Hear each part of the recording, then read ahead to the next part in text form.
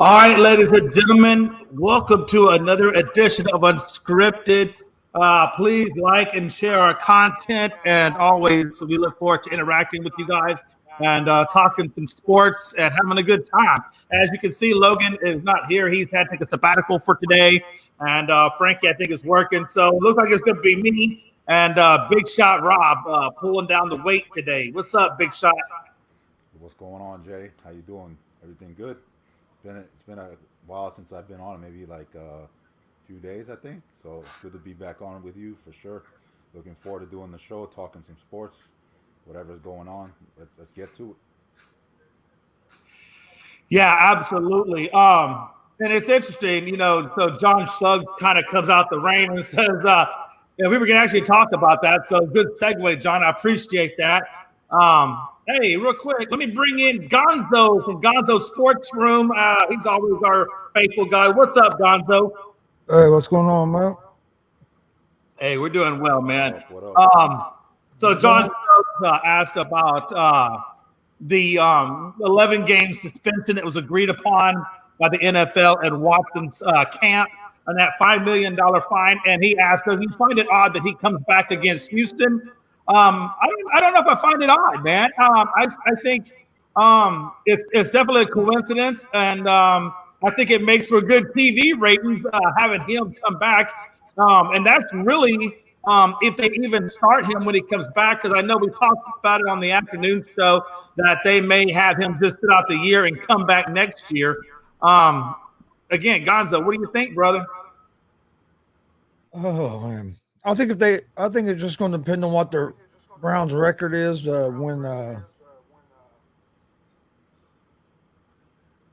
when he gets eligible, where he can come back. If they don't have a chance to make the playoffs, I think they might have him sit out until next season. Because what's the reason to risk an injury if they're like 2-9 when he comes back after 11 games?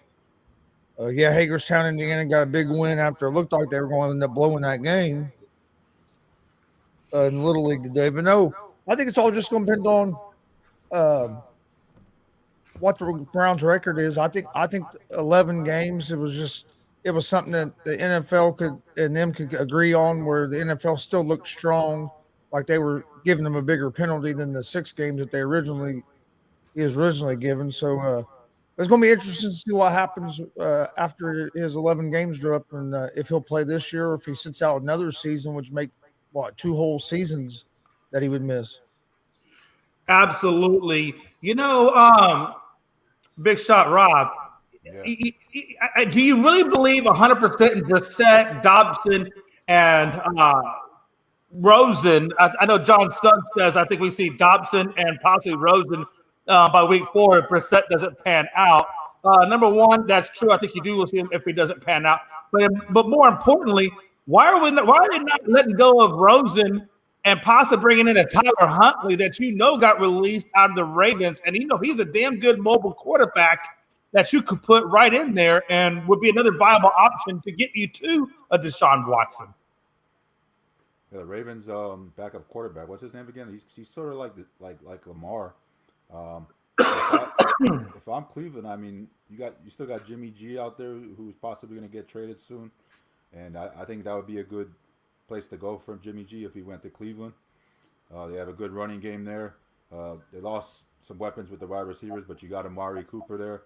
But they do have a good running game to support the wide receivers. You got Amari Cooper, and I just think Jimmy G with his experience would just be a good fit in Cleveland. I mean, he did well in San Francisco. During his time in New England, he did all right behind Brady. It seems like this guy's a winner, man. Like everywhere he goes, he seems to be a good fit. And until Deshaun comes back, whenever it might be in week 13, or week 11 against Houston, that's going to be a high rated game in both markets, in Cleveland and Houston. But let Jimmy G do his thing, like let him hold it down, and then you get Deshaun back and let those two guys battle it out. If the Browns are having a good year, I would just roll with Jimmy G the rest of the year, and then let Deshaun come back next year fully healthy and all this mess gone, and then they can battle it out next year. Yeah, Gonzo, I agree with what Big Shot's talked about, possibly with Jimmy G, but I don't know that the 49ers are still going to let go of Jimmy. I don't know that. I know they say they believe in Trey Lance are going to give him the reins, but I still kind of wonder. What do you think about that? Oh no, I think the 49ers are going to get rid of Jimmy. Yeah. I think they are. I think they believe in Trey Lance. They're going to give that a shot. Whether that's going to be the right move or not, we'll see. But I could see maybe the Browns doing that. The only quarterback they really have right now that I trust, well, I don't know if I trust him, would be Brissett. I trust Brissett more than I do Rosen or the Dobson. But Yeah. I mean, I can see maybe Garoppolo being a fit there in Cleveland. 49ers want to get rid of him, and I don't think there's a whole lot of teams that are going to be at this point, this late in the season, are going to be looking for a quarterback other than maybe like Cleveland.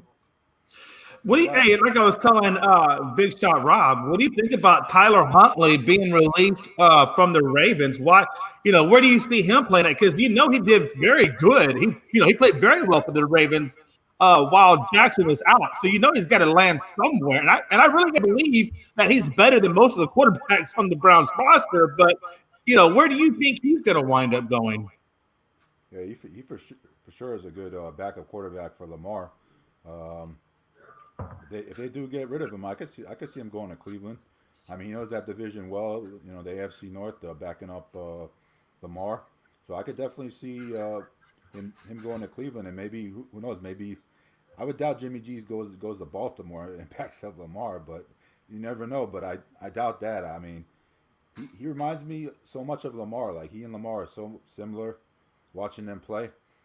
Right. I think he's just a good fit behind Lamar in the Baltimore Ravens system because the way he looks, the way he throws the ball, the way he runs, the way he does everything, and the style Lamar plays. Lamar is a running type of quarterback, so he could get hurt at any time. So you need somebody like that to kind of relieve Lamar.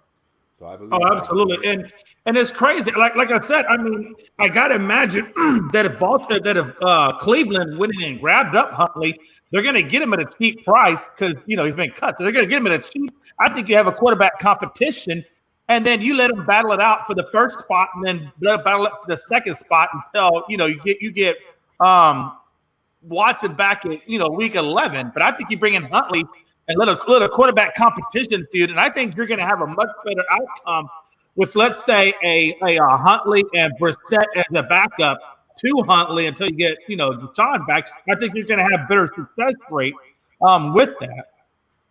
Yeah, if I had to choose, I would go Huntley over Brissett. It's not that I don't like Brissett. Yeah, that's what I'm saying. Absolutely. I like Huntley's skill set better. He's younger.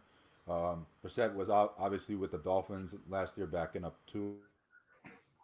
Sold on his game. I just think he's a good game manager, and I'm not sold on what his skill set is. I'm just not sold on that. Gonzo, how crazy is it that Lamar Jackson has basically said, hey, if we don't get a deal done before the regular season, then I'm going to cut it off. And I guess if he cuts it off at that point, he'll just take the franchise tag money or whatever for that 1 year. How crazy is he not to try to get that deal done before he goes into camp or before he goes into the season?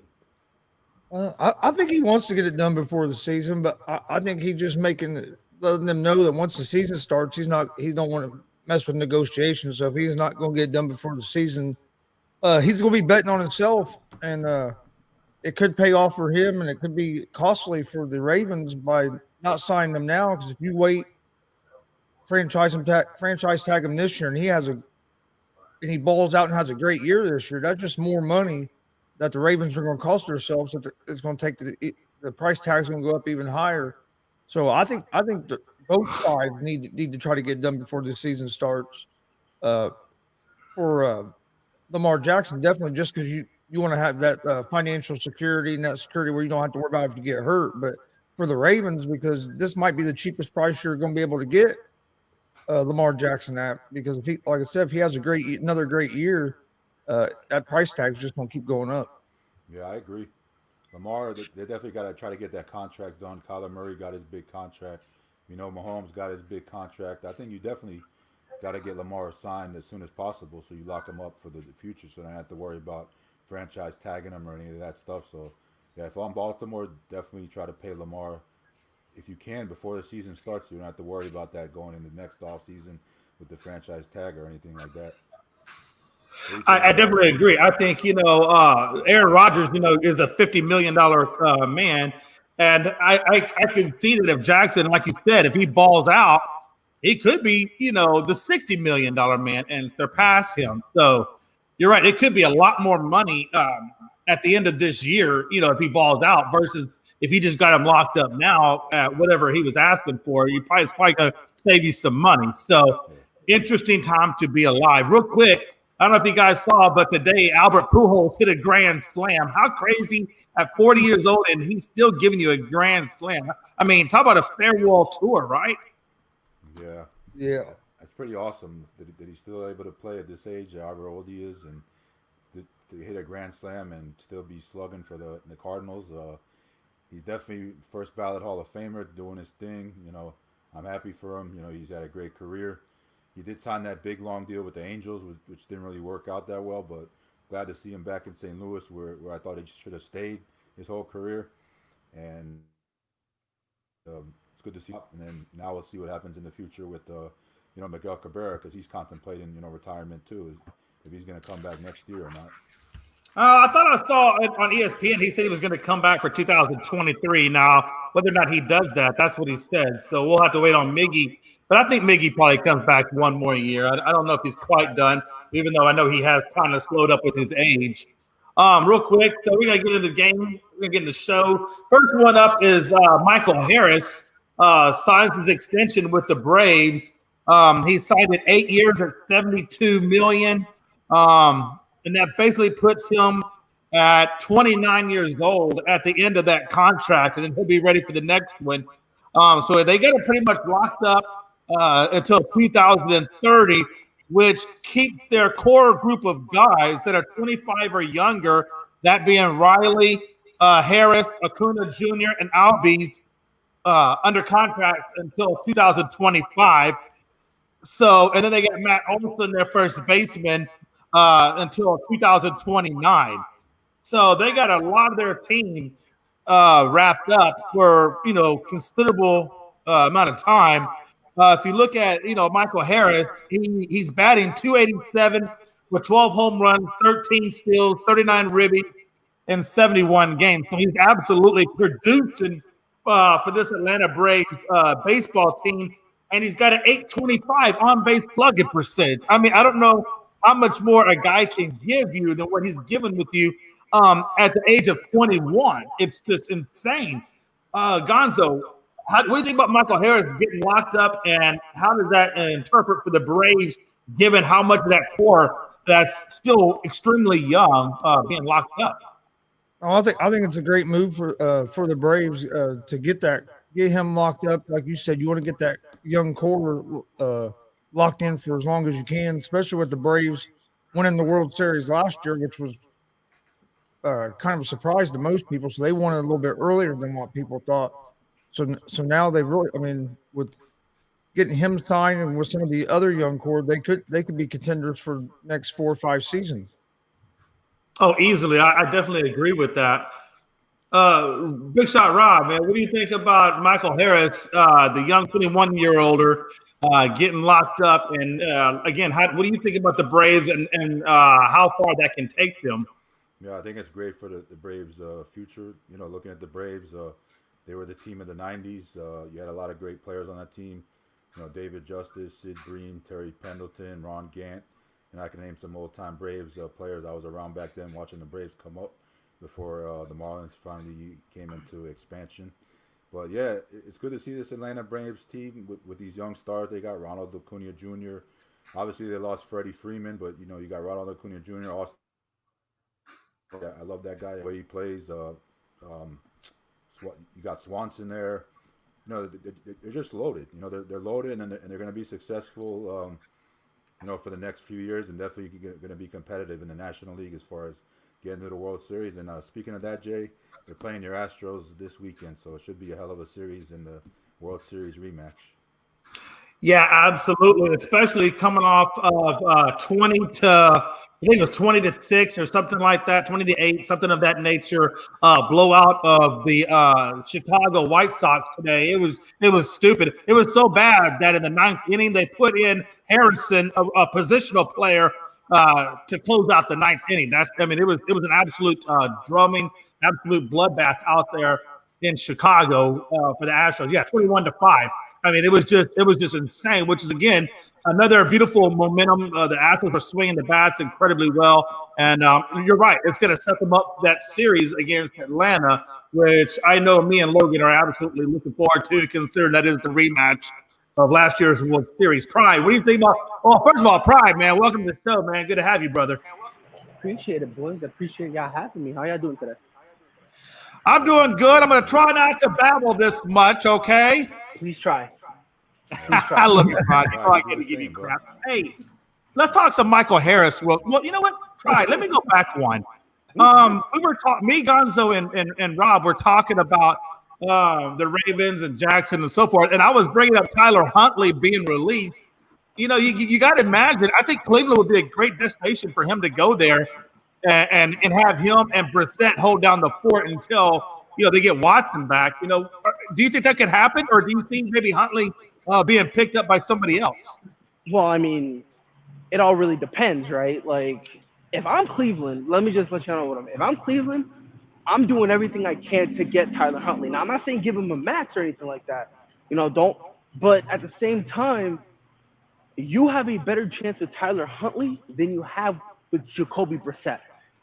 Yeah. And that's kind of the reality of the situation, especially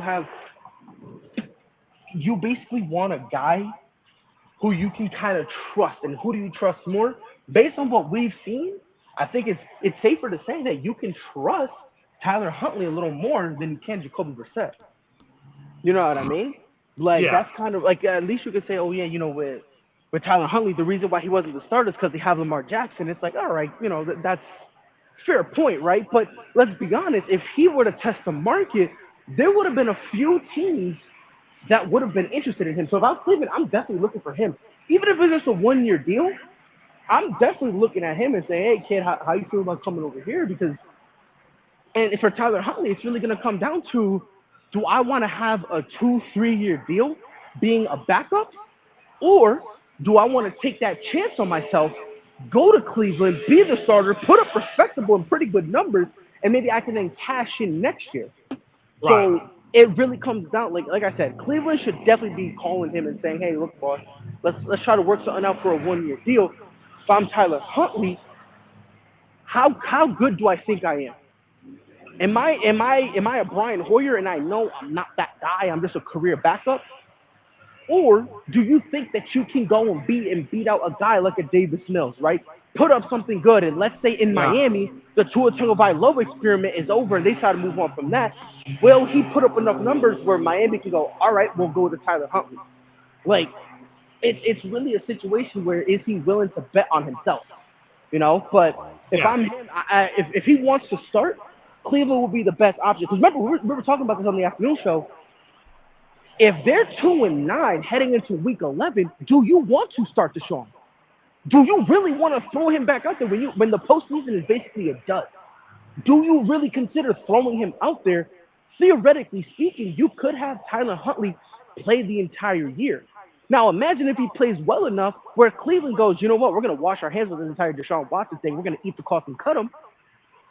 Cleveland might be able to have that opportunity too, So it definitely could go a lot of different ways. A few other teams I would probably consider is Seattle, with their quarterback room. You basically are stuck between dumb and dumber, right? So you're going to get poor play regardless, right? So Seattle would be there. Houston, if they're sick, if they eventually get tired, because even though they're kind of liking Davis Mills, you got to remember something.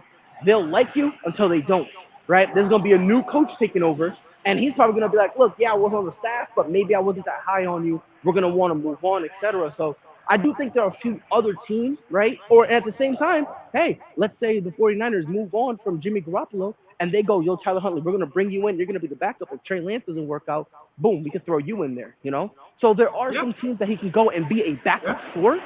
But if he wants to be a starter for this year, Cleveland is basically the only choice he would have to go with, you know. But again, like I said, it depends. Is he willing to take that chance on himself? So don't be surprised if if within the next week or so they end up bringing Tyler Huntley. Don't be surprised if it's a 2-3 year deal. I wouldn't be surprised if they end up doing that, keep him locked in for a little bit, and then when Deshaun Watson comes back, they're like, oh, Jacoby Brissett. Yeah, I would. That's what I would say. I wouldn't. I could see them bringing in Tyler Huntley. You know, if it's a 1 year, 2 year, whatever the case may be, and say, okay, Tyler Huntley, you're good. You know, we're going to give you the quarterback competition, and of course he's going to be like, yeah, okay, I'll take that, and he'll outdo Brissett. We all know that, and he'll get the starting spot. Brissett will get the milk, and like you said, it keeps them competitive until either they bring Deshaun in if they're really winning, or it puts them off till next year, but they're still staying competitive with the team that they got. Yeah, exactly. And again, it really is going to come down to who's going to end up winning. In my opinion, it's going to come down to who's going to win the backup job. That's really how I'm looking at it. Yeah, and John Suggs chimes in. He says that he's been telling people about the Cardinals and the Guardians. I know the Cardinals are definitely moving up the board. And Cleveland is doing well. They got the first place spot. They gave the Astros fits. So, yeah, I definitely see Cleveland as being a team that can do something.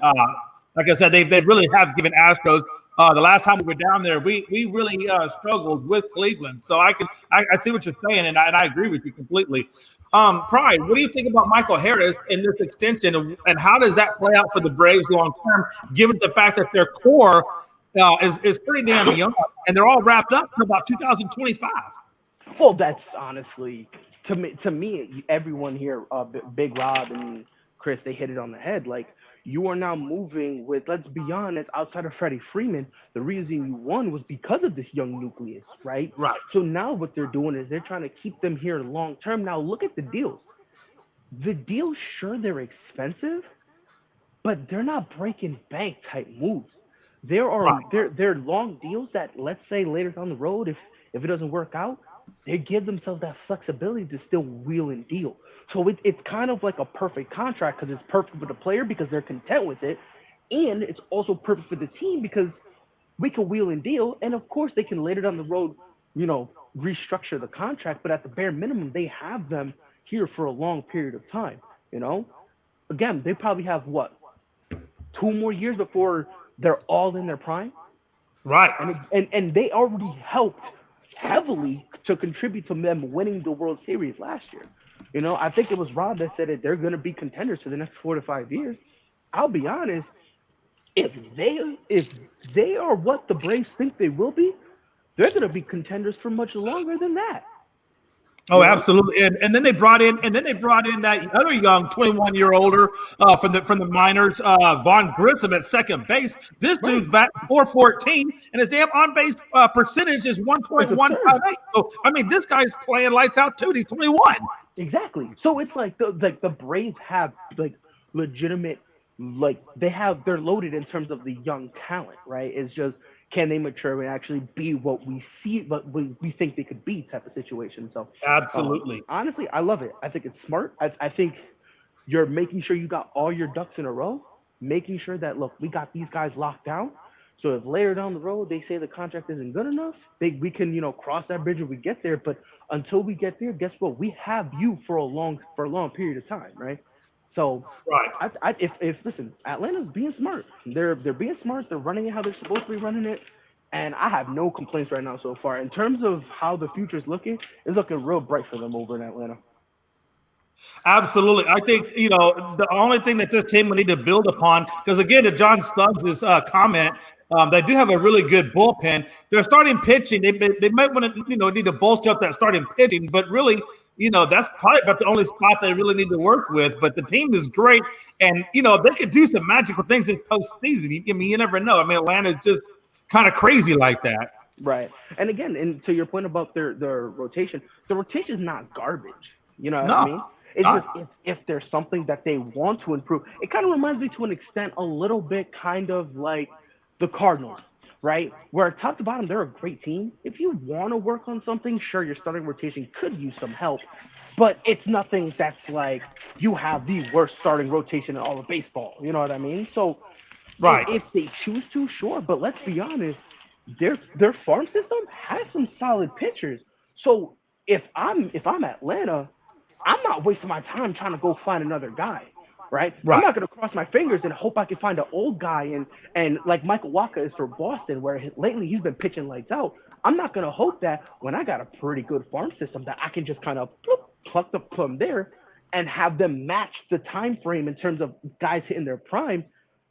You know what I mean? If I'm them, sure, their pitching is not as good as it could be, but I don't think they wanted to, because I'll be honest with you, the vibe I'm getting with all of them kind of focusing on the youngsters, I wouldn't be surprised if they're looking at their farm system, just waiting for one of the pitchers that they feel like is ready to pluck him, throw him immediately in there, and then go from there. Yeah, absolutely. And right now they're in the middle, or actually they're towards the end of the Mets series right now, where they've got a 2-1 win over them right now in 3 games. And tonight, it's not going to be an easy night for them. They got DeGrom on the mound for the Mets. But worst case scenario, if they split the series with the Mets, I almost looked at it as a win for them, because you know how hot the Mets are right now. Honestly, they put 4 runs up on the Scherzer last night. And thank you, Chris. I was about to say that. Them putting up 4 runs on Max Scherzer, Yeah. you're confident going against the ground. Yeah. You're confident going up against the ground.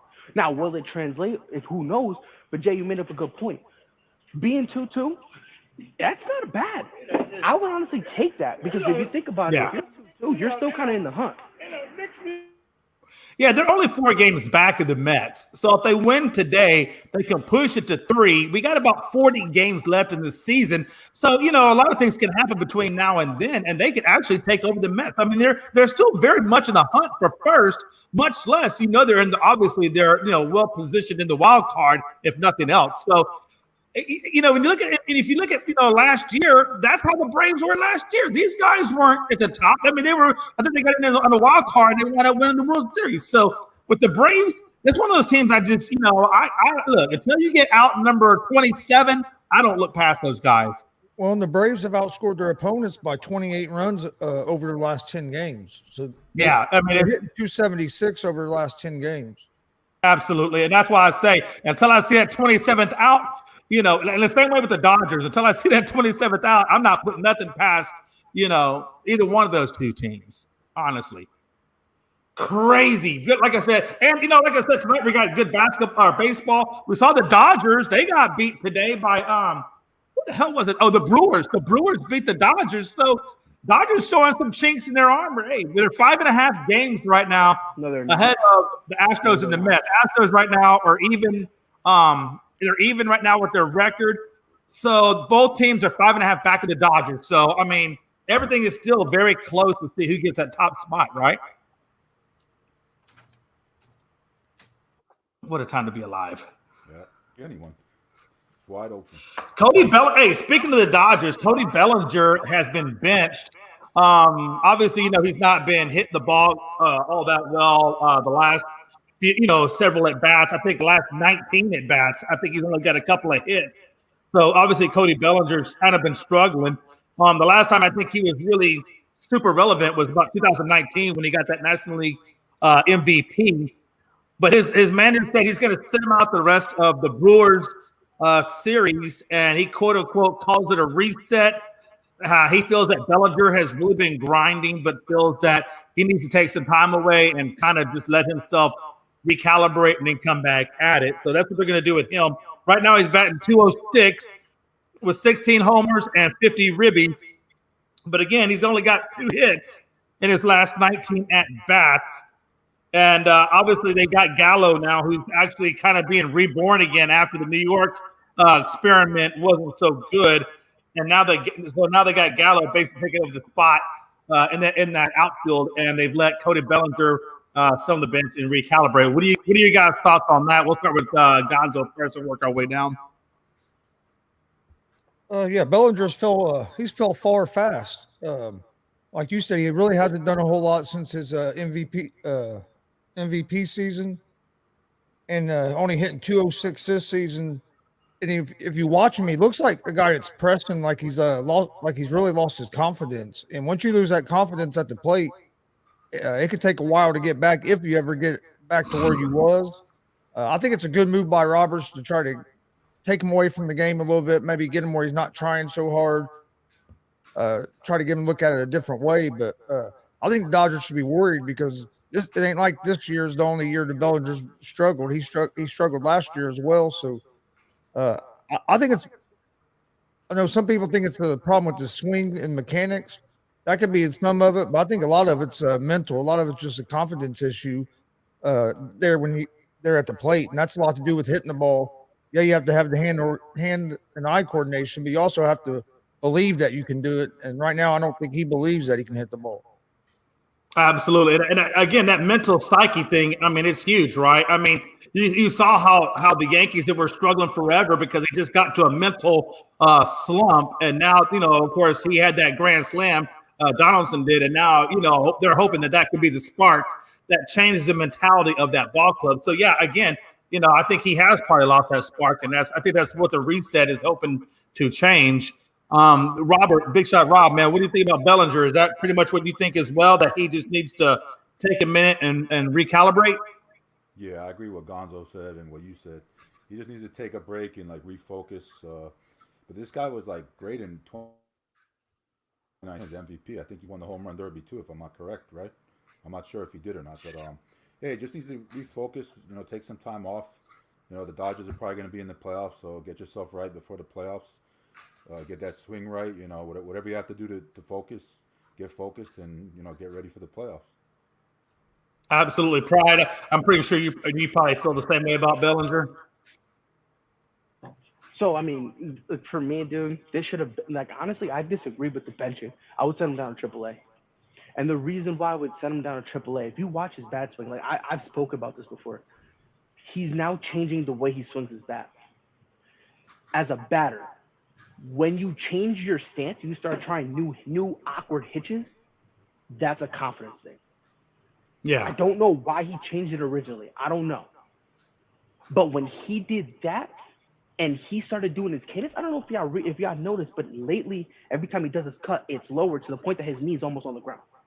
Yeah, I've seen that. He stands up, right? So he stands up and awkward, right? So it's for those of y'all who haven't seen him bat, almost like a Chris Davis, right? Where your legs are straight. There's the one that's in front, which he's a righty.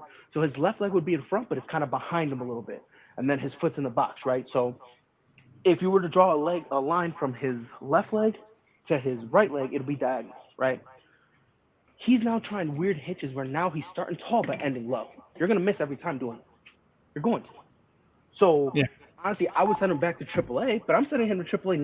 I'm not going to say, yo, you're a bum. I'm going to say, you know what? We're going to rework your swing. We're going to figure out what you need to do. Do you want to keep going low? Or do you want to work and be like, all right, let's get back to my MVP swing? And that's really what he needs to figure out, because he's doing this thing where he wants to start low or start up and end low. It's not going to work, especially because the way he bats. You're standing up tall. What are you doing swinging low for, Right. And then on top of that, another thing that he's really messing up on really bad that I'm not liking, he's trying to basically be the Yankees. Every time he understands, man, I'm not really batting well. So now he's trying to get massive cuts, because now he wants I need to get a home run, right? The best way I can describe it, y'all remember last year when Gary Sanchez was struggling? Yes. And everyone told Gary Sanchez, look, bro, work the count, get on base. You don't got to hit a home run. He did that, and all of a sudden, Gary Sanchez looked great. Everyone was like, oh, yeah, that's the Gary we knew, right? Cody Bellinger has to take that same approach. He needs to come up and go, you know what? If I get a home run, great. If not, if I'm just going 0 for 0 with 4 walks, I'll take that. And that's what he needs to do, So I mean, everybody's trying to be a damn home run hitter, and I think sometimes you just need to be a damn contact hitter and work on that on-base percentage, and that's going to bring you around as well. I mean, I don't know why you always have to think that we have to do the long ball every time you go up. Yeah, I agree with that. I know it started changing. It's just not.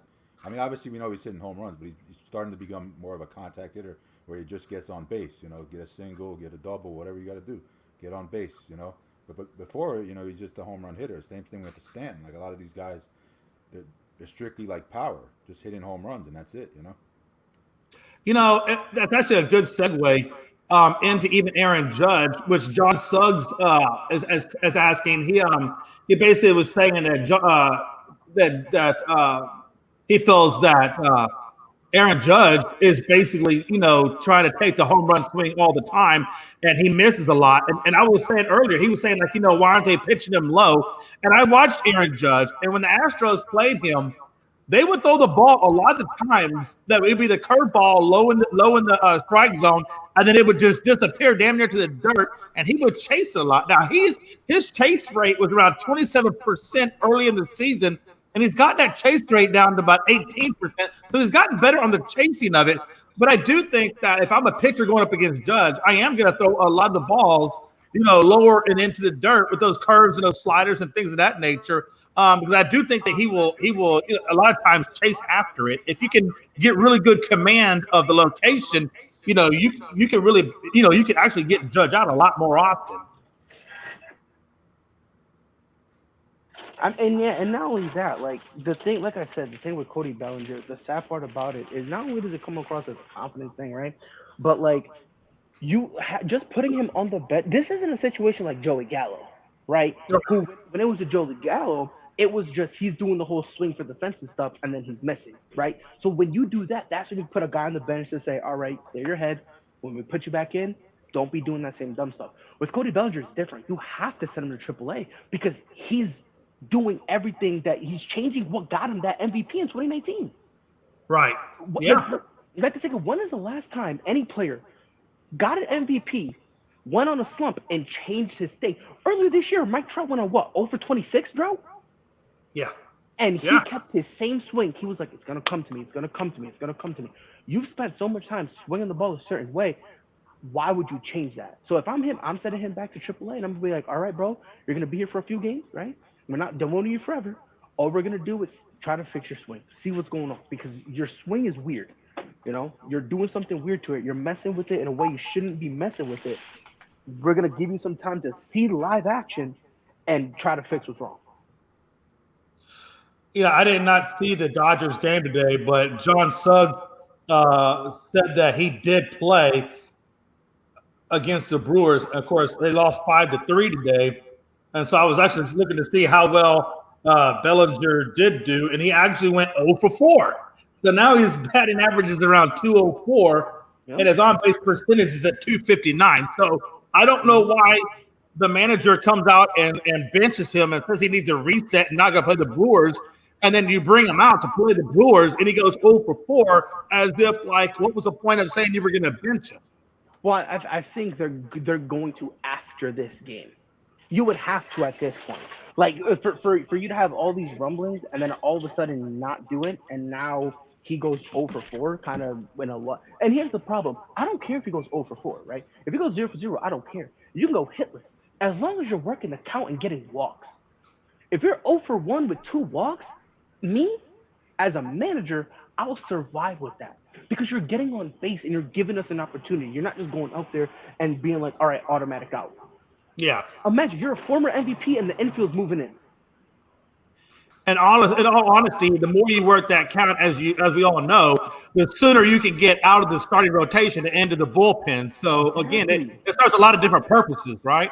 Exactly, right. So that's why, like I said, I think the Dodgers benching him is the wrong move.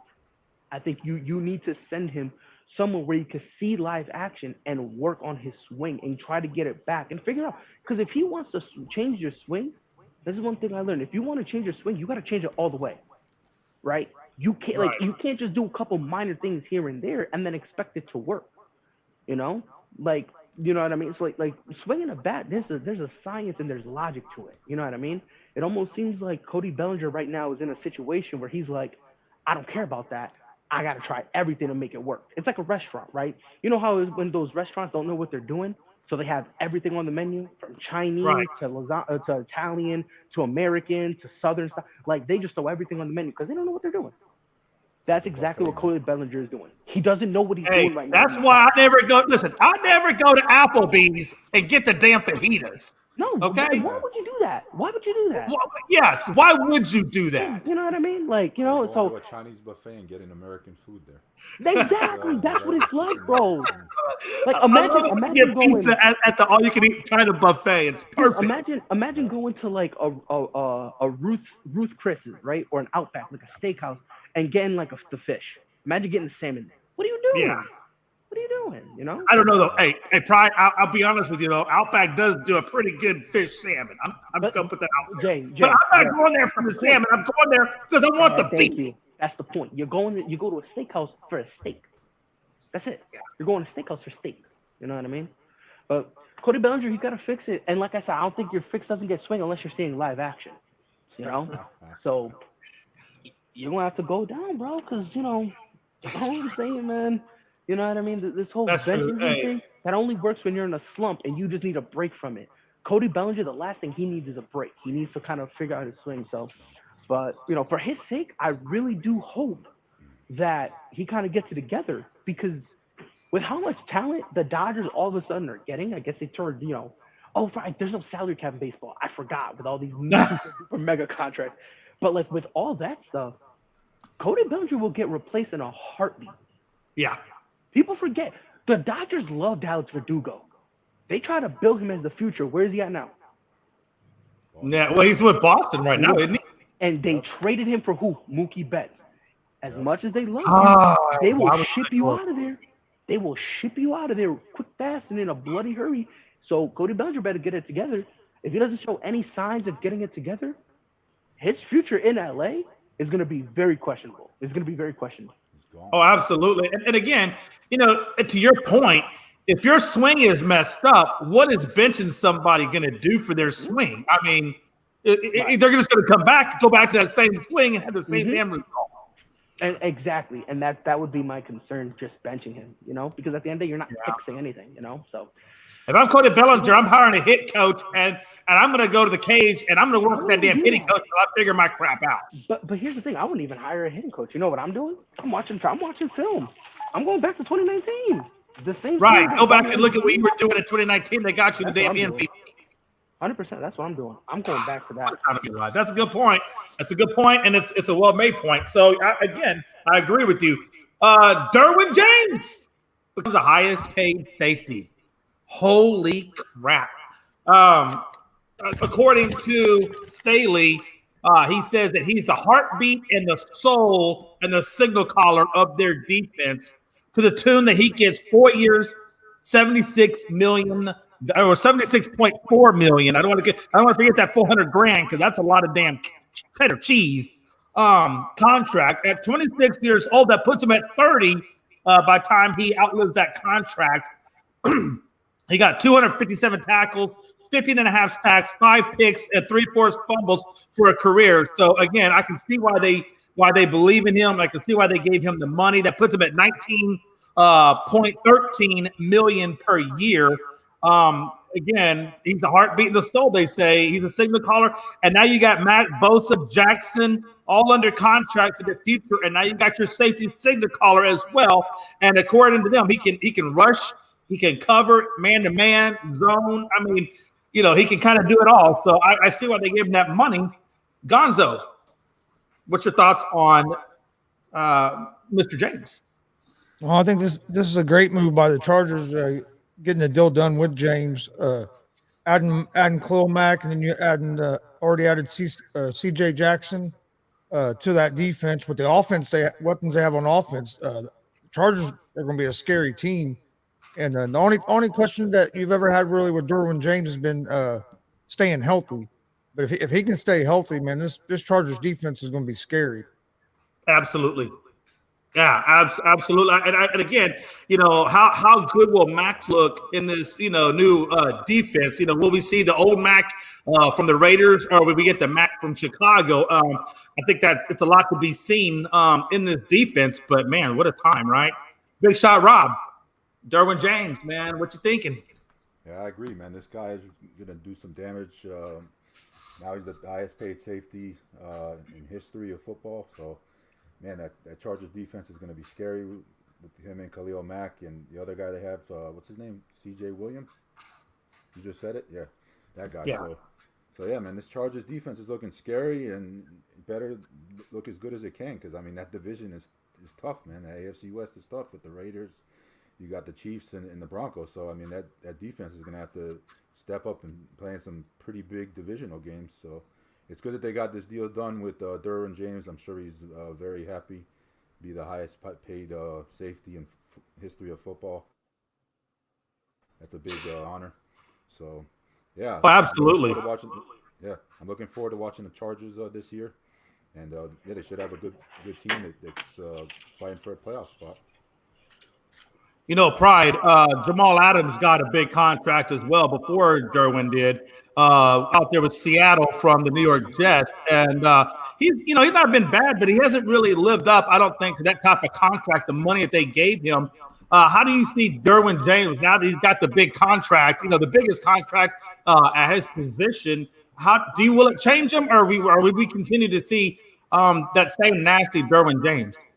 Well, here's the thing. Because of how stacked that defense is, you don't need to see the vicious Derwin James. You just can't. As long as you don't pull a Demarcus, what's his name? What's that clown in? DeMarcus Lawrence. DeMarcus Lawrence, yeah, that bozo. As long as he doesn't pull DeMarcus Lawrence, he's fine. It's just, you know what I mean? I know. But, trust me, I live it every day. I get it. Yeah, and again, you saw firsthand where he was playing phenomenal. He got the money, and then literally fell off the face of the earth. To the times where he would start and play every snap, and you would forget he even played.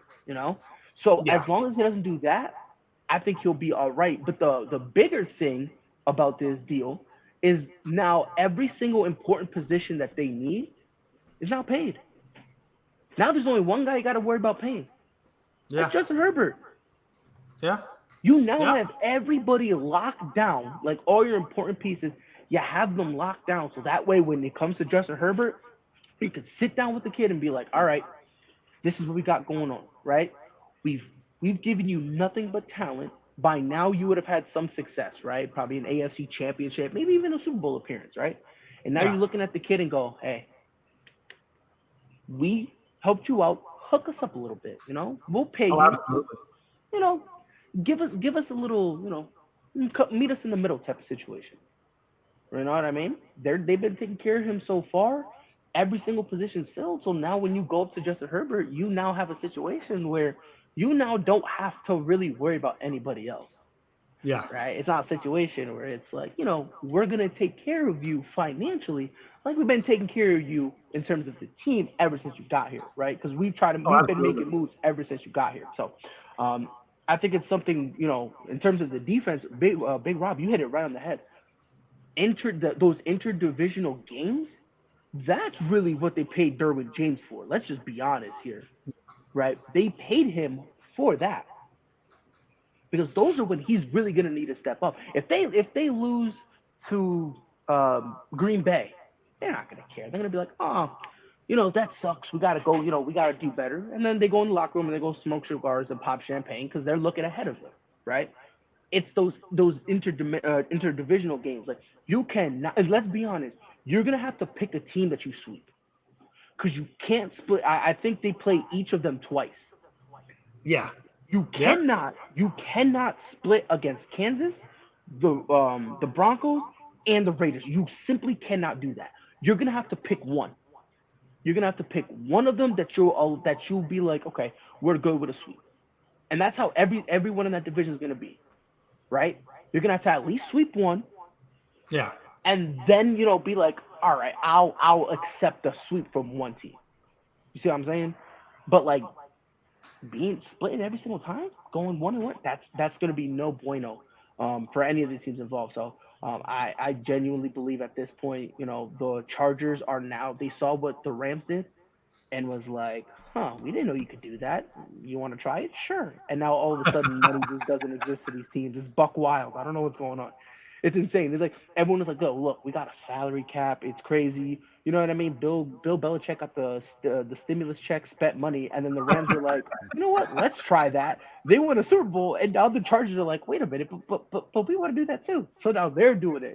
So, but yeah, it's really gonna come down They pay him those big bucks for those big games inside their own division. So it's going to be very interesting to see what happens because after this, my real I don't want to say concern because I'm not a Chargers fan, but my intrigue is going to be Justin Herbert.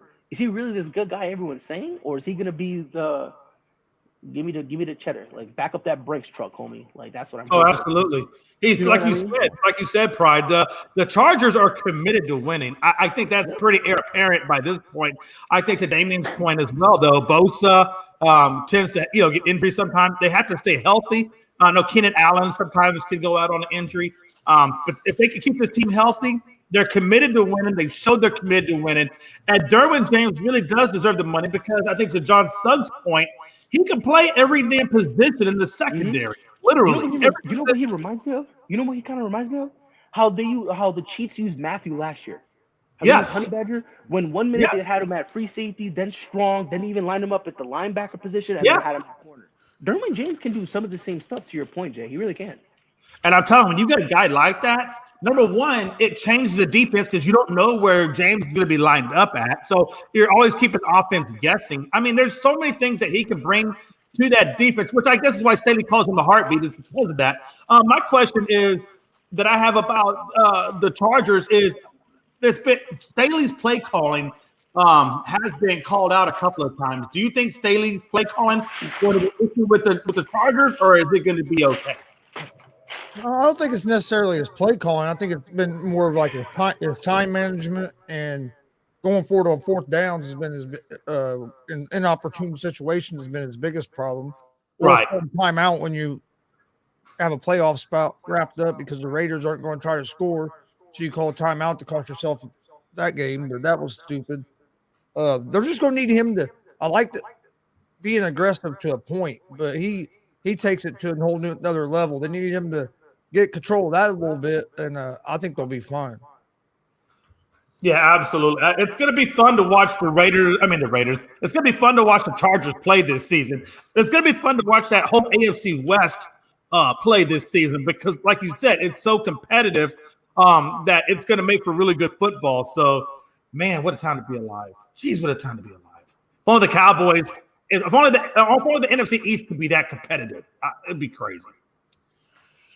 LeBron re-ups with the Lakers. I know we talked about this on the afternoon show. So you got the 2-year, $97.1 million contract with a third-year player option, and I believe he also has an option for 2024 when Bronny will be, I guess, eligible.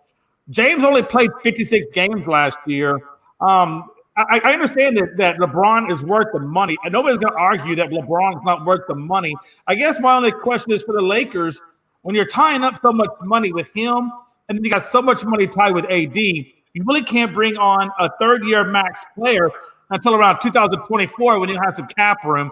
What do you see? What do you see with LeBron? Is he stunting the Lakers' growth because he requires so much cap space, or do you think that they can still build with his contract and AD's contract if they don't move AD, and then still be able to go beyond that? Because let's be honest, once you get beyond AD, your player excitement level, let's put it that way, in terms of players, is not really all that great. What do you guys think? I know, Brian, I know you're gonna have a lot to say. I want you to laugh because I know you got a lot to say, brother. Hold on, I know you got a lot to say, and I want to give you max time. Let me get Gonzo and Big Shot Rob, and then I'll give the floor to you, brother. I'll even give you the big screen. No, don't give me the big screen because my face not gonna be on camera. So don't give me the big screen. But go ahead. Hey, man, what? You having a bad hair day? What the hell's going on over there? I'm at work. Oh, my bad. Go ahead, Gonzo. Go ahead, bro. Hey, Pride, we got to clean up on aisle 4. Pride, clean up on aisle 4. On my way, coach. I'm on my way. Hey, no, seriously though, Gonzo, man, what do you think about Bron? I know we talked about this afternoon, but for those that weren't there to hear it, what's your opinion on Bron and the Lakers in this massive contract? I think it's a smart move by the Lakers to go ahead and get him taken care of. And it's a good move by LeBron too, because the way he has the contract structured, he still has outs with the player options. So that's a good move on his part. That way, So I think the only way he's going to leave Los Angeles is if his son makes the NBA and he decides to go try to play with him. But I think it's a smart move for the Lakers. I don't think it's going to help a whole lot this season because they still have Russell Westbrook and they can't get rid of that contract. But I think it's really going to help them next season because now you already got him taken care of. You lose Westbrook's contract. We're going to have more money with the salary cap to build around him and Anthony Davis if they both can stay healthy. So I think it's a smart move for both sides. Absolutely. And Big Shot Rob, do you feel the same way as Chris about the signing of LeBron with all the money that's going to be required? Yeah, it's a good signing.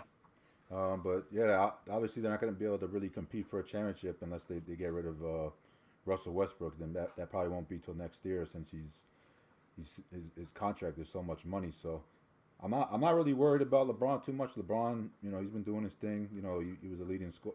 He was a top scorer last year. I'm more worried about Anthony Davis. Like, how is Anthony Davis going to look this year? Like, what kind of shape is he going to be in? This guy gets hurt a lot.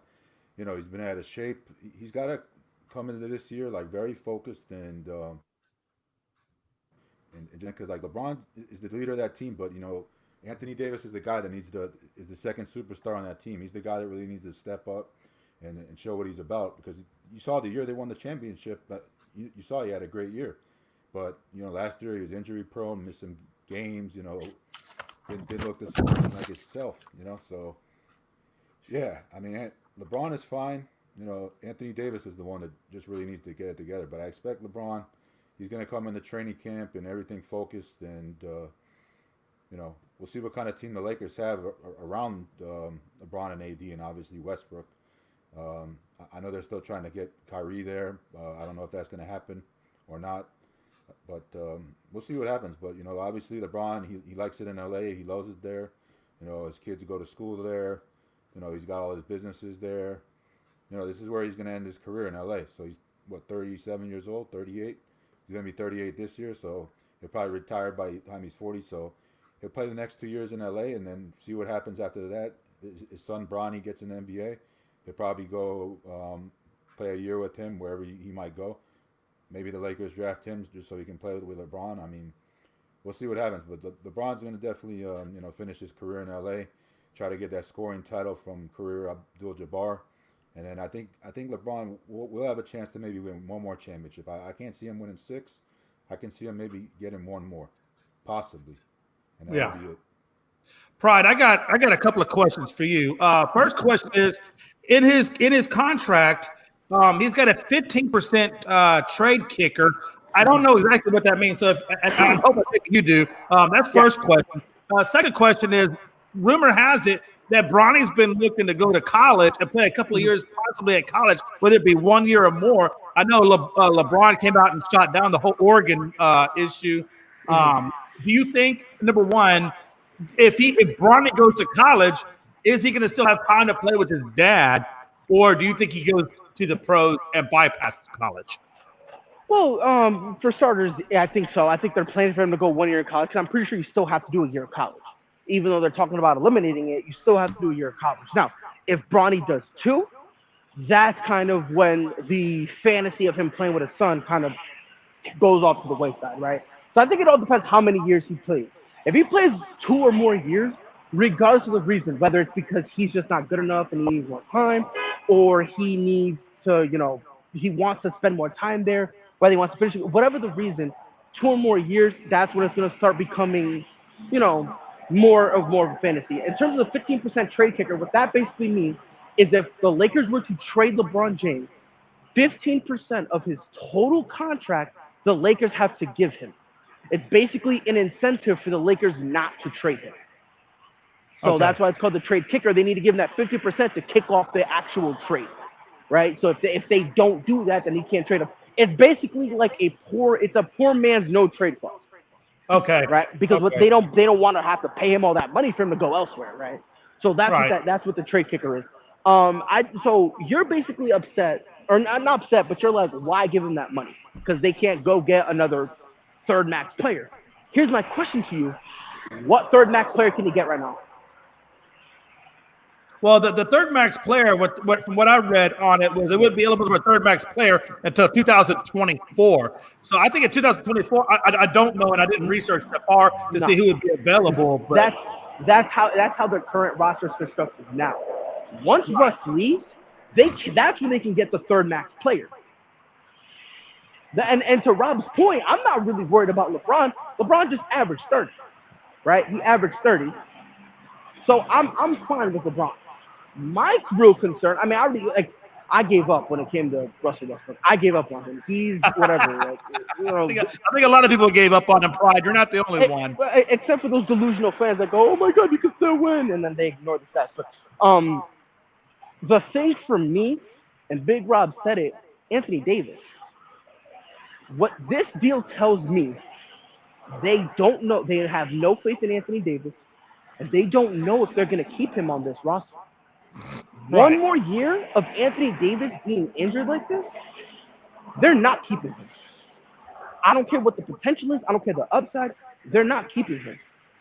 The Lakers, I have a feeling the Lakers would rather go through a full-blown rebuild again rather than have to pay AD all this money for him not to play.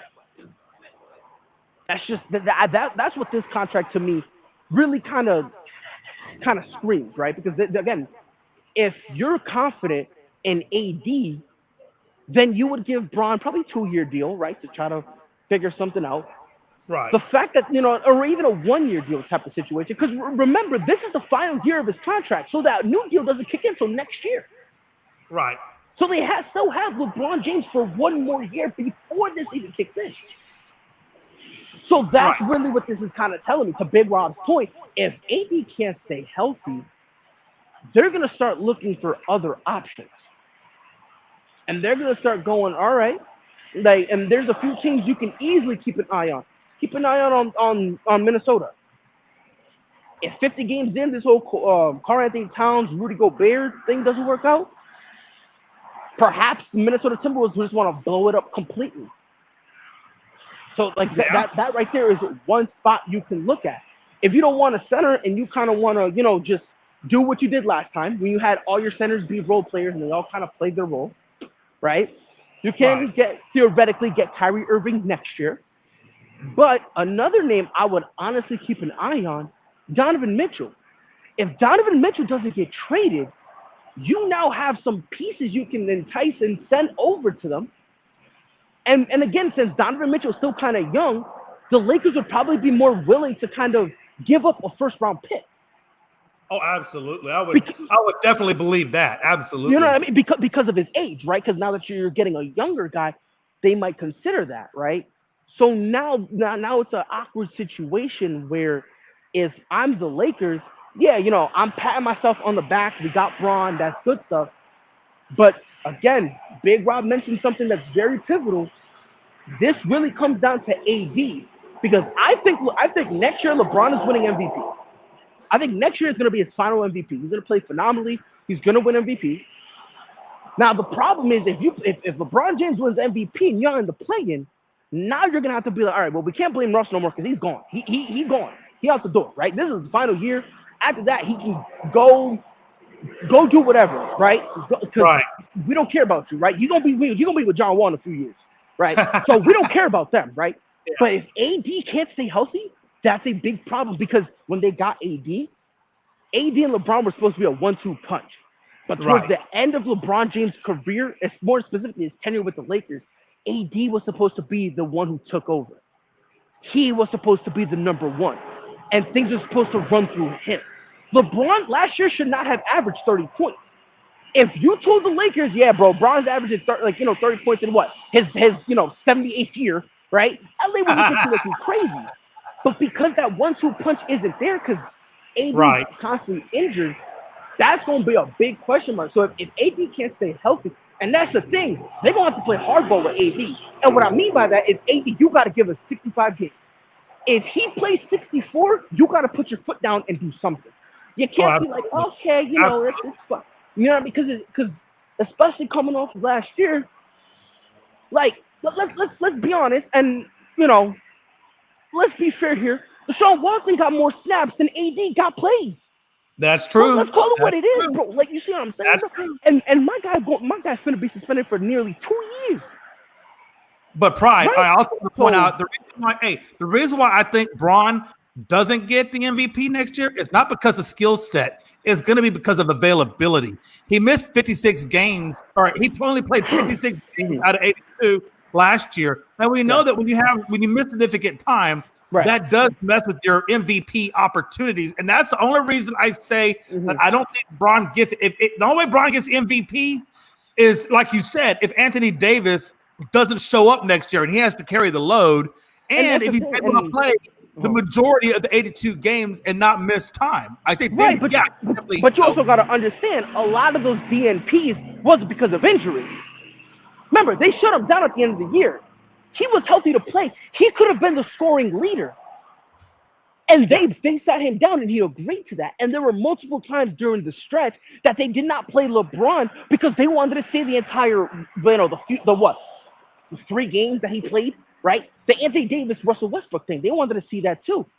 Yeah. There was a stretch. And again, whether it's injury or load management, or just, whatever you want to call it, if he's on the floor, then he has the opportunity and should probably get the MVP. If, like you said, I think if Davis plays and he doesn't have to score 30, I think it kind of takes away from his MVP opportunity. If he has to sit games for whatever reason, I think it hurts his MVP. The only way I think he gets MVP is if he does have to shoulder a lot to where he gets those 30 points, 29 assists, whatever, and he plays a significant portion that doesn't miss a lot of time. But he gets it. You know what I'm saying? Well, I don't even think he's got to average 30. Hey, right?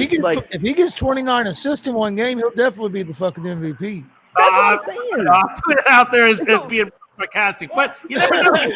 So for me, it's like he doesn't have to put up. And here's the thing: for LeBron James has to put up gaudy numbers for him to get MVP, but Joel Embiid puts up casual numbers, and y'all want to bless him as like the greatest thing since sliced bread. Yeah, I never did. I never blessed that. Weird to me. That's weird to me. I never blessed that. You know what I mean? That's just weird to me. I don't think he needs to put By the way, up Pride, ungodly numbers. the fact that you used the word y'all tells me that you haven't been to Connecticut in a hot minute, and the South, the South is wearing you down. I guess I'm a Southern boy now, because I'm just saying. When I start hearing Pride say the word y'all, I'm like, okay, no longer is he a Connecticut. Yeah, I guess I'm a South Carolina boy now. but my thing is like, this is just really a situation where they're trying, like, the Lakers are also trying to keep LeBron James there, right? And I think Chris is the one who said it. The only way he's leaving LA is if his son goes elsewhere. Yeah. Right. If his son gets drafted to Orlando, that's where LeBron's going, right? Because LeBron has said multiple times, my final year, I'm playing with my son.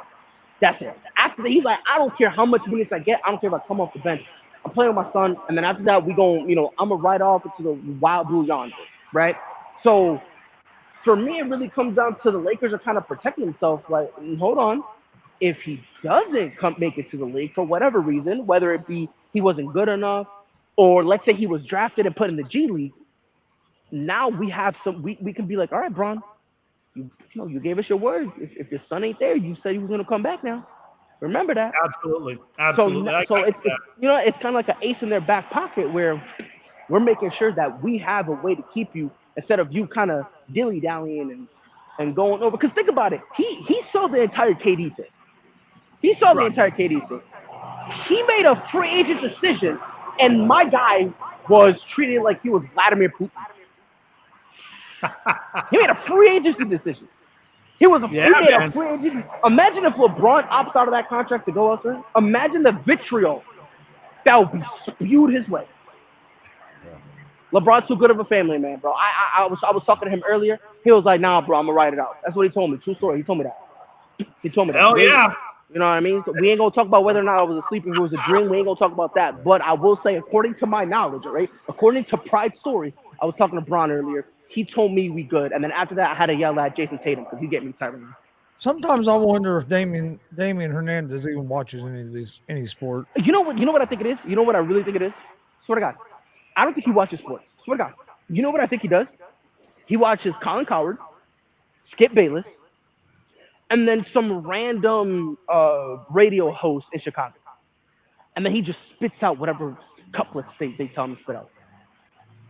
I'm convinced. Because to blame LeBron James for the hellhole that the Lakers are in, LeBron is the last one you blame, in my opinion. Yeah, the whole thing about bringing Like the AD entire there thing. with LeBron was going Right. to pass the torch to AD, and he ain't been able to because AD hasn't lived up to his part of the bargain. Right. Now, if you want to blame him for the rusting, that's fine. But if you're going to blame for the rusting, you better compliment, applaud, and worship him for bringing AD there, because without AD, they got the ring with AD. Hey, real Yeah, I'm quick. saying? So, hey, John Suggs asked a question. Scottie Pippen Jr., Sharif O'Neal, future Lakers? Sharif, I don't know. Scottie Pippen Jr., I think so. Yeah, that I would think be so. interesting. Because I like Scottie Pippen Jr. a lot. I like that dude. I like that kid a lot. I really do. Like, what he brings to the table, I like a lot. Man, if he's got his daddy's defensive presence, that would be Oh my huge. God. Imagine if he doesn't, but he's like a better offensive player than his dad. That'd be hilarious. That'd be good too, as well. You know what I mean? But Sharif, I mean, that's a maybe. That's a maybe. I'm not gonna say it's impossible, but Yeah. I don't know about him. All right, folks, we're going to roll to the next topic because I think it's kind of a juicy one. I'm going to ask you guys a couple of questions about this. I was thinking about this a lot, and I was wondering, do we still think that can Tua be a better quarterback than Jalen Hurts? And I'm going to ask that for a couple of reasons. Number one, if we start at the beginning of it all, in the national championship, you know that they took Hurts out, put Tua in, and they dramatically won that title. Then the next thing you know, you see Hurts being shipped through the transfer portal over to Oklahoma, and you still don't see a title out of Oklahoma. So let me ask you this. Then we see them go to the NFL, right? Hurts goes to Philly. Tua went to the Miami Dolphins. And when I look at their numbers, right, Tua's around 4,500 yards passing, 27 touchdowns, 15 picks, and 88.8 rating over a 2-year period. And then I look at, over 2, yeah. And then I go to the Eagles, where Hurts is, and in 2 years, he has put up a lot more, right? He put up 4,205 on the yardage with 22 touchdowns, 13 picks, 84.7 rating. What do you guys think? Is it possible that, or that we give Hurts maybe more credit than we give Tua, because Tua's numbers aren't that far off from Jalen Hurts? I'm going to start with Gonzo. We'll work our way down into Pride. Gonzo, what do you think about the talk of, if you look at Tua and his performance numbers versus Hurts, is it really absurd to think that he can come out and lead this Dolphins like Hurts is leading the Eagles? I've never been a big Tua fan, so I think Hurts is going to be the better quarterback out of the two. It's possible because anything's possible, but just because it's possible don't mean it's going to happen. I think Tua is probably going to be – I think Bridgewater will be starting for the Dolphins by the end of the season. I just don't think Tua is the guy.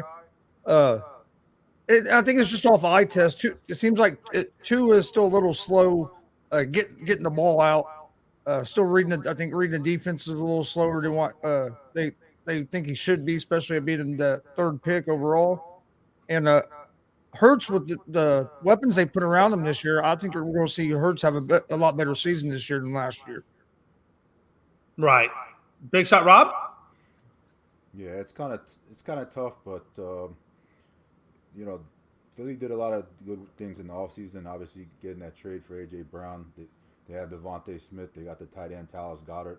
You already know what Miami did with Tyreek Hill. They got Jalen Waddle, Mike Gesicki, obviously. Tua had some good numbers, but he stayed in Alabama, and Alabama's a better college football team than Oklahoma. They're just a better team. Like they recruit better and everything. So of course he's going to have more success than Jalen Hurts would have at Oklahoma. But I'm looking at Miami. Even though I kind of like Tua, but I'm not completely sold on him. He is an accurate quarterback. I just don't think he has that strong arm because he's kind of small. So if I were Miami, I would try to take a look at that kid Tyler Huntley for sure, because that kid is from the South Florida area. He's from actually Dania, not too far where I grew up, and he went to Allendale High School, also not too far where I grew up. So I do like that kid, and I would give that kid a chance if you could. Unless you want to try to go after Jimmy G or somebody else out there. I mean, this is like Tua's last chance. I mean, you got him weapons. I mean, if he can't succeed with the weapons he has, like I don't know what else to say. When they drafted Tua in the beginning, we're first saying, "Oh, we should have drafted Justin Herbert," and I was kind of thinking the same thing. I was saying, like, yeah, man, they should have drafted Justin Herbert. Why didn't they draft Herbert? Yeah, I don't know why they didn't draft Justin Herbert either. I thought that was like the craziest thing ever. Because they tanked for Tua. Yeah, they tanked. So Pride, my question, I guess, is this: if like I said, if you go back to that title game at Bama, when Hurts was playing, they pulled him in the first half, put Tua in because they were losing, and then Tua brings them back and gets the game winner. I mean, obviously Nick Saban lost faith in Hurts. Do you think that's going to affect him going forward with the Eagles, over what Tua can do with the Dolphins? No, not at all. And the only reason why I say that is because, in my opinion, if this is the difference I see between the both. If Tua ends up leaving Miami, there's a legitimate chance that nobody will give him an opportunity. Jalen Hurts will get a second chance. Right. Without a shadow of a doubt, Jalen Hurts will get a second chance. So that's kind of why, for me, Jalen Hurts is kind of playing more with house money. The only knock I have on him, and I love Jalen Hurts. I'm a Jalen Hurts dude. But the only knock I have on him is throwing the ball. He needs to be more consistent throwing it. Because what he kind of reminds me of, if we're going to be honest, he reminds me of like a poor man's Lamar Jackson. What he really reminds me of, that's really how he plays. So for me, it's like, if you can throw the ball, yeah, you'll be great. But at the same time, I can't sit here and, you know what I mean? If I have to be consistent. If I'm going to knock Lamar Jackson, I have to knock Jalen Hurts because he does a lot of the same stuff.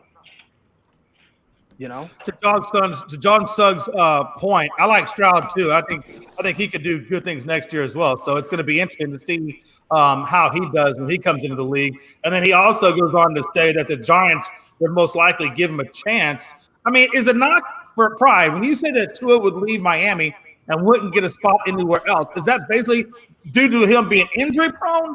Or the fact that he does, I guess, or he's more been labeled as a short passer. I mean, what exactly would be the reasoning? Well, not even a short passer. It'll be more along the lines of, because think about it. It's kind of the same thing as, you have a commodity and you spend every waking day saying your commodity is garbage. Like, think about it. Miami has never treated Tua Tagovailoa like a franchise quarterback. His coach didn't even believe in him. Think about that. They never to the point, and you can tell it's that deep because Rob is a Miami Dolphins fan. He desperately wants to say Tua's that guy. He can't muster it up to say it. He can't. Right. Because the organization hasn't. It's kind of like the same thing with New England. If all of a sudden Bill Belichick is like, we're doing what we can with Mac Jones. Clearly he's got some. He sucks. You know what I mean? But unfortunately he's here, so we unfortunately got to ride out with the piece of shit. Imagine. But let me ask you this: but based on what you're saying, now that Flores has left, and now he's with Pittsburgh, and they brought in McDaniels from the 49ers, could that then be the resurgence or the rebirth of a Tua? Well, maybe, but if it isn't, that's why he's not. I don't think I agree with Pride. If it isn't, he's not going to get that second starter chance. Well, I agree. I went out and got a coach for him, got more weapons for him. And I'm going to look at him as a backup. And I'll be honest, I don't think, like, I'll be honest with you, I think he's a starting caliber quarterback. Tua can start. I don't care what anyone says. Tua can start. Now, will he ever be a top 5 quarterback? No, definitely not. But you can win games with Tua. You can. But my thing is, regardless if you like the kid or not, you got to roll with him. No matter what, because you have him. And you've had the opportunity to replace him, and you haven't. So you're giving this kid chances, but at the same time, you're saying he's not worth the chances you're giving him. And they got to take the restraints off of him and let him play free and open and see what happens. You don't know what you have if you don't let him have a chance. Because my thing is, everyone's saying, "Oh yeah, he can't throw the ball." How do you know? Because they never clearly they saw in training camp. Now I know it's training camp, but clearly they saw in training camp that he did hit a 50-yard pass to Hill. I mean, so I think he can do it. I just don't think they, like you said, I don't think they've opened up the playbook enough to allow him to do it. He's the most accurate quarterback the Hill's ever played with. 100%. I'm rolling deep with him. I don't care. Me. Well, I'll tell you this. I think to Pride's point, and I think to Gonzo's point and Rob's point, like you said, he's got the weapons, right? They got the running backs, they got the receivers. You know, if they give him the open playbook to do what he needs to do, I mean, he's got the deep threat to throw the ball to Hill. He's got the short pass to throw to Waddle or whatever. So everything that he needs to prove the doubters wrong, he has there in Miami. So like Pride said, you know, this is his year to go out and prove all these people wrong. And if he doesn't, like you said, Pride, he's done. And like I said, I think it's sad that happens because, like I said, I think he's a starting quality quarterback. You know what I mean? Like, for crying out loud, he's not even done with his rookie contract. If Davis Mills can be a starter, why can't Tua? That's the question. Well, that's true. If Jimmy G can somehow stumble his way into a Super Bowl, you can't tell me absolutely nothing about Tua. Let's just be honest here, right? Right. You know what I mean? So it's for me, it's like I'm not going to sit here and pretend that he's a bum, right? But unfortunately, there's this bad stigma on him right now. And the bad stigma is that he's a bum based on how he's been treated. It's kind of, to an extent, the same thing with Jimmy G in a way. I agree. Yeah, I agree. I agree. I just, it's hard for me to stomach that that Hurts is better when Hurts was benched for Tua. Yeah, but then you know what I mean? You got to remember, Hurts also went and won a Heisman after that as well. Right. But you know what the Heismans mean. I mean, outside of Joe Burrow, how many Heisman players do you know that go to the NFL and suck? Yeah. I mean, let's just be honest. I mean, don't get it twisted. You know what I mean? I think both of them, I'll be 100% honest. I don't think, in my opinion, they both do have things to work on. But to be honest, I'll be 100% honest. I think Tua's in a better position. Because at the bare minimum, Tua can throw the ball. Yeah. Like, based on what I've seen with Philly, it seems like they're going to go back to that run-heavy style that they did last year. Which is dumb because you did everything to get A.J. Brown, only for you to still be a run-dominating team. Like, it's weird, it's confusing. So it's like the one thing he needs to work on to get better, they're not going to do it, So I'll be honest, if you're having me pick one of them, I'm telling you right now, I'm taking Tua Tagovailoa. I'm taking Tua Tagovailoa. I'm sorry, I said his name wrong. Tua Tagovailoa. That's who I'm taking. Yeah. That's what I'm taking. That's what no one says, bro. Keep playing with me. Man, hey, hold on. Hey. In college, and he'll take it again in the pros. Don't mess with Tua. You know what I mean? All right, man. Hey, let me get to this last topic because I know Gonzo is really heavy into this last topic. Gonzo, I put this topic in there specifically for you, so you better show your presence. Oh, yeah. Little League World Series? Hey, listen, Gonzo, I know you're big in the Little League World Series, so I wanted to kind of give you the floor a lot to talk about this. Little League World Series, right? You got 20 teams, double elimination tournament between the U.S. champ and the international champ. At some point, will face off. We know that Japan has owned quite a bit of those World Series titles. I think they got 4. The date, obviously, it's already started. It started August 17th, and it goes through the 28th. Yeah, man. So you got Taylor North, I think was Taylor North Little League out of North Michigan was a 21 champs. Gonzo, you know a lot more about these teams clearly than I do. Let's break it down. Who do you think from the America side is going to be the favorites to go against the international team? And then who on the international side do you see being in the actual World Series as well to match up against the U.S.? What 2 teams are you looking at that you think are going to be the ones representing? Well, first of all, I got to give a big shout out to Hagerstown Little League from here in Indiana, winning their first game today in the Little League World Series. But the team I've seen out of the American side is Hawaii. I think Hawaii is probably the best team. And then this team from that's playing right now from Texas, from Pearland, Texas, are pretty good as well. Real quick, Hawaii just pounds the ball. Chris, I have a quick question. So you said Hawaii is your number one?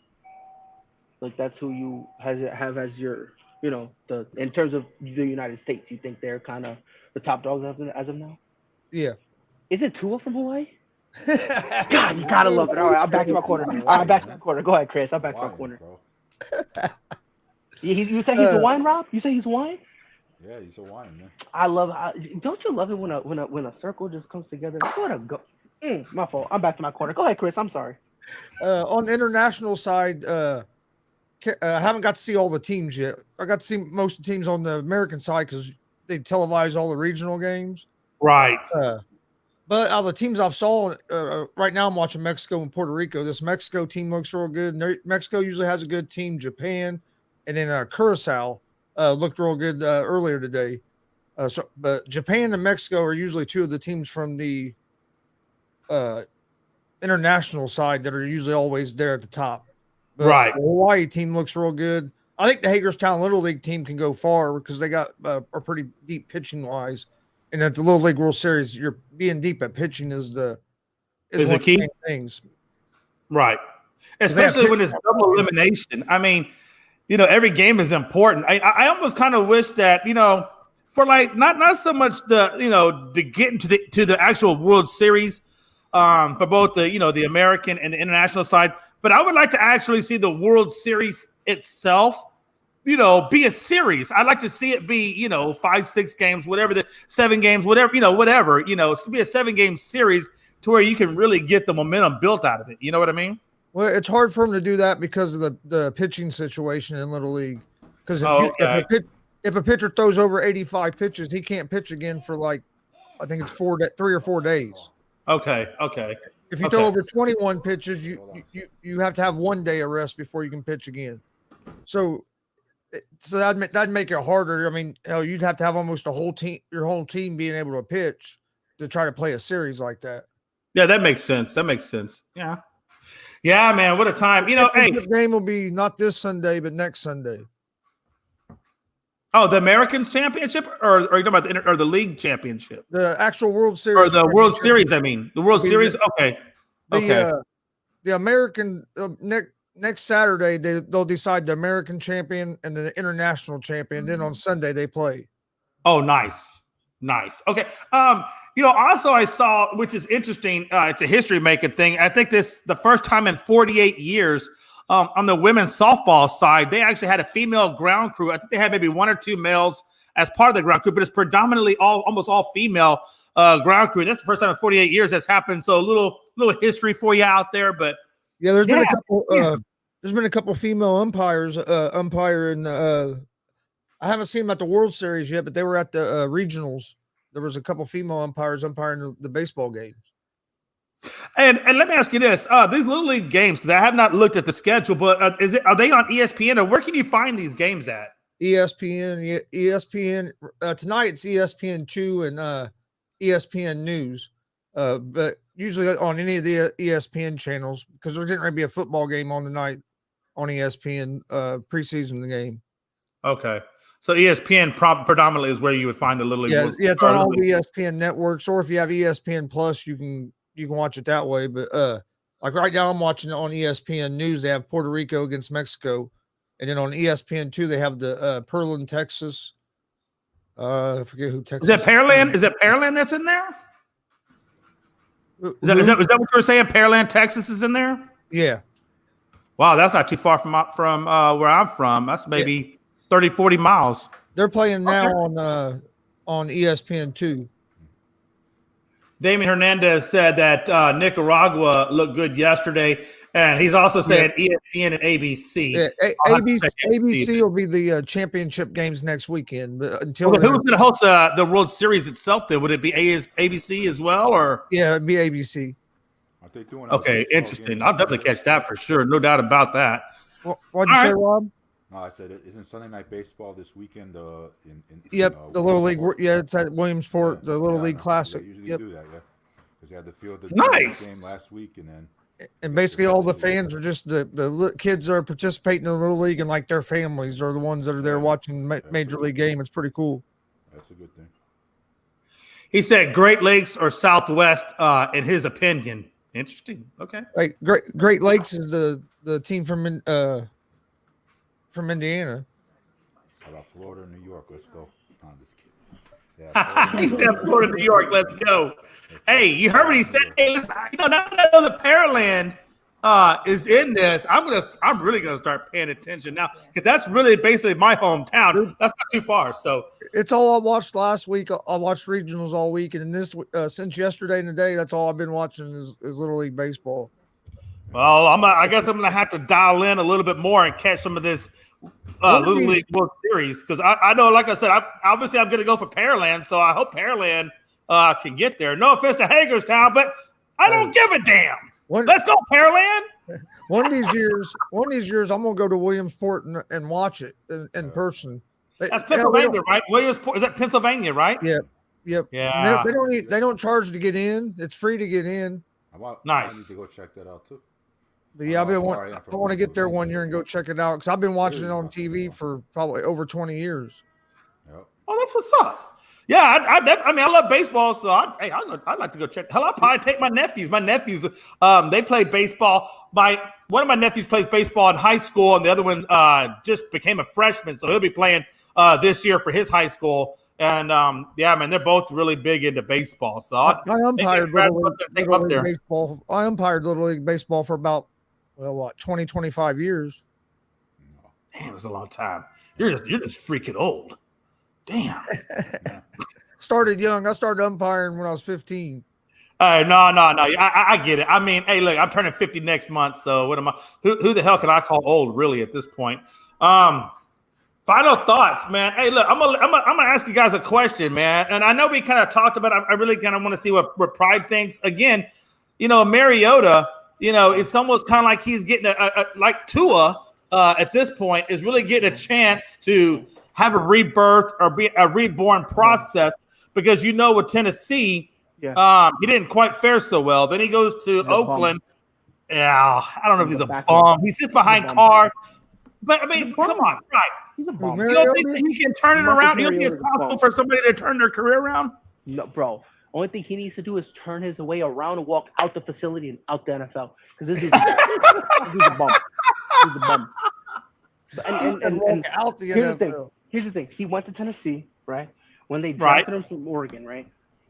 This kid is a stud. This kid is phenomenal. This kid is going to be good. Bozo couldn't even spell good. Get out of here. He's a bum. Trash can, right? He had one good play when he ran 80 yards, and everyone was like, oh, my God, this kid's the future. Future came now, and all of a sudden, kid got hit, and he was like, football? Okay. He started kicking the football down the thing. Swear to God, he thought football was like kicking the ball. I kid you not. Have you ever heard the story, Chris, you know this one, of Chael Sonnen when, oh, my God, which ones? The brothers from Brazil. Nogueira brothers. When the Nogueira brothers came and they saw a school bus and Big Nog was petting it and Little Nog trying to feed it a carrot. Bro, that was Marcus Mariota too, bro. He came and he was like a bus. Whoa there, Tiger. Like, this dude really thought, like, this kid's an idiot, right? He then goes over, think about it. He goes over to the Raiders, an organization where they've been trying to get rid of Derek Carr for how long? My guy was so bad he couldn't even replace the guy they've been trying to get rid of forever. That's your quarterback, though. That's your quarterback.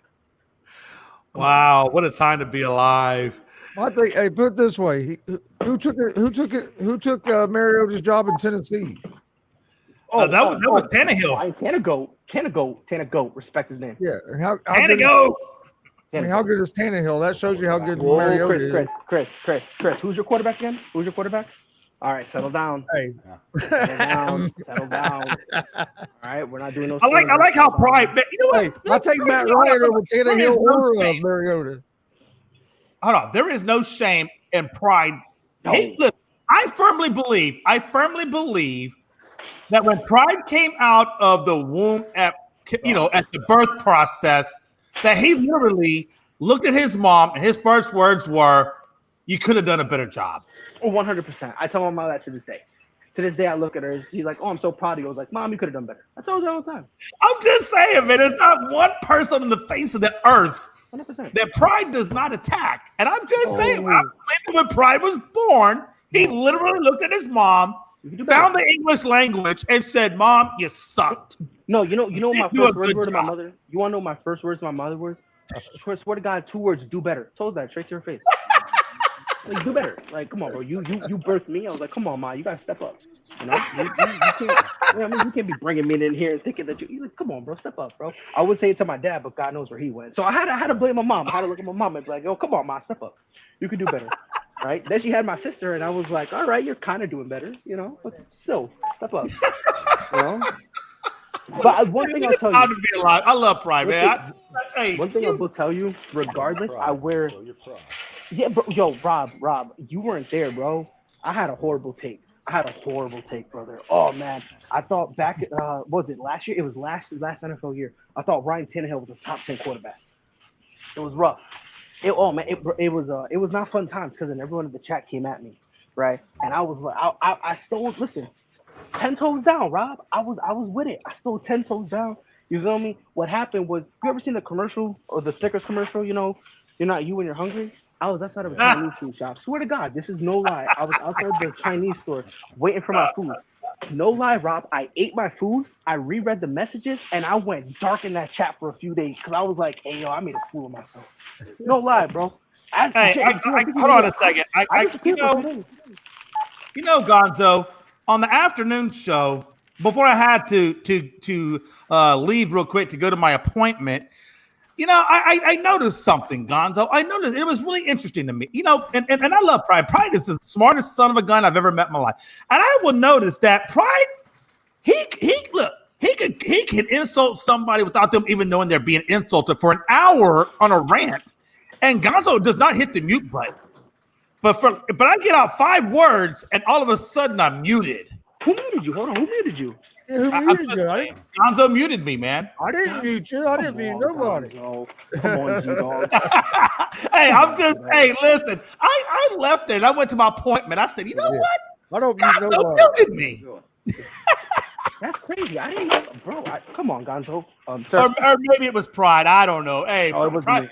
Hey, look. Pride, that you know wasn't what? my show. That was on my show. No, I did. Pride was yelling at me to put him on the solo screen. I was trying to figure out how the fuck to do it. Yeah, and then I got booted. See, that right there hurt my feelings. Yo, Rob, you missed it, bro. I was gonna say what did I say. Oh yeah, I said That was Space Jay. Jam 2. Jay, That was Jay. Off the Yeah. I said that Space Jam 2 was better than the original, right? And everyone came at me. Rob, don't come at me, Rob. All right, we're not going to rehash this, right? Yeah, I heard him. He went, I heard it, Rob. Come on.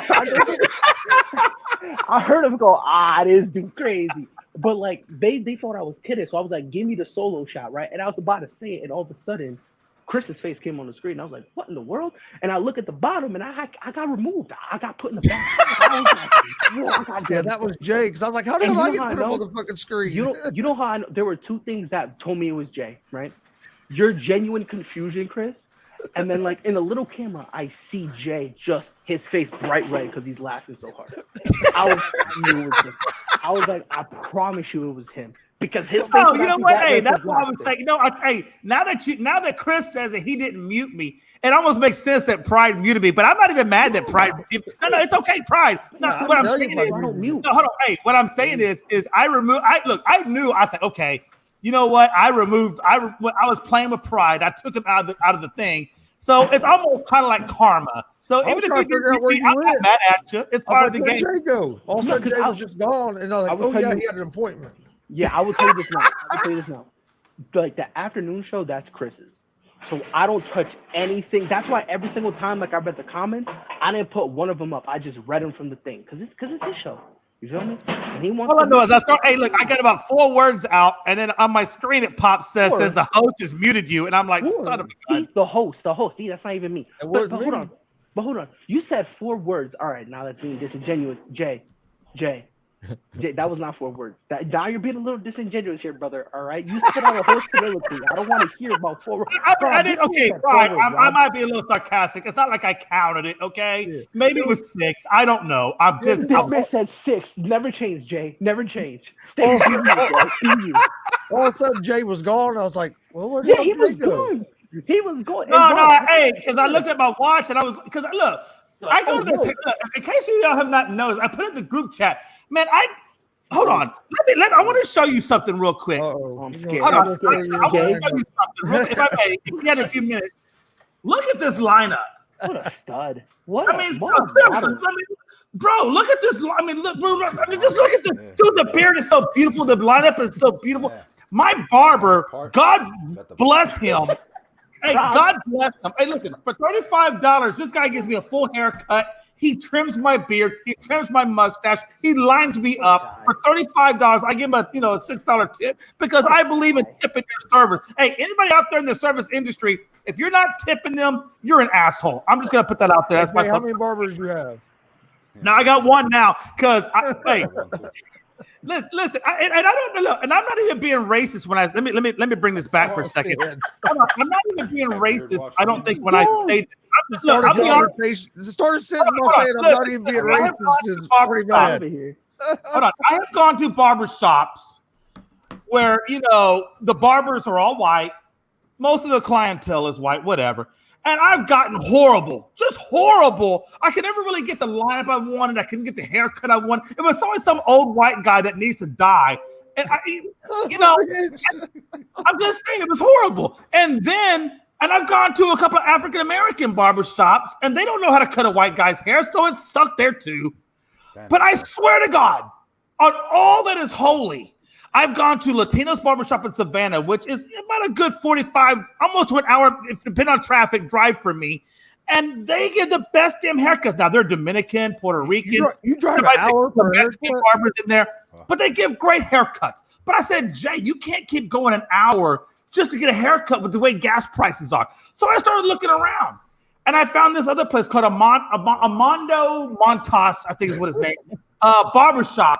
And I kid you, I go in there. And it's predominantly either Puerto Rican or Dominican barbers. But again, best haircut I've ever had. Best lineup, best beard. I don't know what it is about the Latino community of barbers, but those dudes are the shit. I'm telling you, they're freaking amazing.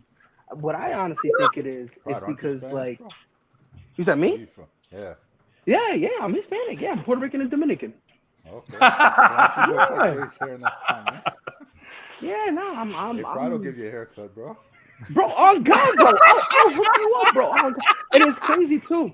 Because like I don't know. It's just a thing. Where as soon as we get the Clippers, we Gucci. It's a wrap. You know, if you feel me, it's kind of like working on a car, right? You're Hispanic, boom, all of a sudden you fix it. You don't know what you did. You kicked it once, but all of a sudden you realigned it. You fixed the brakes, and like you got a whole new exhaust system, and all I did was kick it. It's insane, bro. It's buck wild. Jay, let me say something, bro. Let me just say something, bro. Okay. Remember when I said don't change? Yeah, I'm about to be a hypocrite right now. Jay, do me a favor. Never start a story with "I'm not trying to be racist." I know. Maybe I said it wrong. But I think anybody that knows me, I guess I put the disclaimer because I didn't want people to misconstrue what I'm saying. Don't get it twisted. I know. Context. But yeah, I get what you're saying, Pride. You make a good point, and I apologize for saying the wrong words. No, you're good. Listen, because you didn't say nothing. You didn't say nothing bad. But like, it's like that's like saying no disrespect, but but you fully intended. No, because Rob, if I'm bugging, let me know. He was like, I'm not trying to be racist. I thought some wild stuff was about to come out of his mouth, bro. I was shaking, bro. I thought it was some wild stuff. And like the conclusion is like, hey, yo, Hispanics could cut any hair. And it's like, all right, G, you got it. I was thinking Jay was gonna get us canceled. I'm saying, yo. No, I just didn't want people to think. I don't even think. I guess maybe the right word should have been. I don't want to be stereotypical. Maybe I don't know. Whatever the case. And he said, but I didn't want to think. Oh, well, he only likes Latino barbers. But I'm just saying, Jay, I have an idea. The best bang for your dollar. I have an idea. Going, a Latino barbershop. I'm just being honest. Jay, I have an idea. Yeah, bear with me now. How about you don't say any of that stuff? Just a suggestion, right? Just be like, hey, I got a Latino barber. He hooks me up. In my experience, all Latino barbers are good. You do that, Tato, terminamos, and we on to the next thing. You feel me, my guy? Yeah, but you know what sucks is that this barbershop, you can't go in as a walk-in. Like, hell no. If you don't have that appointment, your ass ain't getting a cut. I'm going to be honest with you. Look, if you don't got an appointment, as a matter of fact, it's so bad, bro. It's so bad. Literally, you open the door and you step 1 foot. Hey, when you step 1 foot into this barbershop, all 6 of them will look at you and say, do you get an appointment? And if you say the word no, they look at you like you're the worst piece of shit ever. But if you say yes, come on in, we're good. Yeah. Nah, they be busy. Shout out to John Suggs. Jay would look like Flanders on The Simpsons if he shaved his beard into a mustache. What a guy! What a you know what? I guess I'm gonna have to go watch The Simpsons. I don't even know who Flanders is. Is that like a diss? I don't know. Is that a diss or is that a compliment? I don't know how to take that. If you look him up, he's Homer's neighbor that he hates. Oh wow! Yeah, that's the neighbor. That's like the good old Christian neighbor. Like that's it's him. It's him. Basically, acts the exact opposite of you. Wow. Literally okay. I've watched The Simpsons a couple of times, but I don't know them by name like that. So yeah, it's just the neighbor. What a time to be alive. Gonzo, what are your final thoughts, brother? Loud and powerful. I love. Do you have a thought? Don't say it like that, because you're making him sound dumb. I love the red. Hey, I do have a thought. Join us tomorrow at 4 p.m. Eastern for UFC preview 278 preview and prediction show. Me, myself and Pride are going to be talking some fights tomorrow, so join us for that at 4 p.m. Awesome. And the fights are what time? The fights are tomorrow, correct? No, Saturday. Oh, they're Saturday. Okay, Saturday. Yep. I'm doing a live watch. I'm doing a watch along for the fight Saturday night. If anybody wants to jump on that as well, I might end up hopping on that because. Send me a link. Try to pop on. Man. That's what's up. Big Shot Rob. The U, as Big Shot says, the U, baby. Man. It's all about the U. Right up on college football season's on the way. The Hurricanes got some easy games coming up, and then they got to face Texas A&M. That's going to be a good one. So I'm excited about college football season and obviously NFL. We got a good preseason matchup this weekend with Lamar Jackson and Kyler Murray. I don't know how long those two guys are going to play. But yeah, it is preseason football. Ravens and Cardinals. Marquise Brown, I guess, might be playing against his old team. And we were talking about Tua versus Jalen Hurts. That's the last preseason game for both the Dolphins and Eagles, so they'll be playing down in Miami. That's nice. Yeah. Well, I wish both of them would play the full game because that would be something to kind of sink your teeth into. No lie. Well, that's what I'm wondering too. Pride is will Tua and Hurts even play? Because the trend seems to be don't play your starters, only play the guys that might be on the bubble. Yeah, I mean, I get it because again, it's preseason, right? The preseason games are designed to be for the guys that are you going to make the 53-man, right? Because it's like what 76 right now, something like that. Right. It's like in like the lower to mid 70s right now, and before week 1, you got to trim all the fat and get down to 53. So. Oh, interesting. The Bears are up 10. Bears are up 10-0 on the Seahawks in the second quarter of their preseason game tonight. Trevor Siemian just threw a touchdown pass. Trevor Siemian. Did you guys talk about that already? Hey, I got a couple of things of information I want to kind of put out to you guys and to also the listeners as well. So again, there's 3 spots left in the Unscripted Fantasy Football League. There's 3 left. We're at 17 teams right now. We're going to go to 20. So there's 3 spots that are left open right now.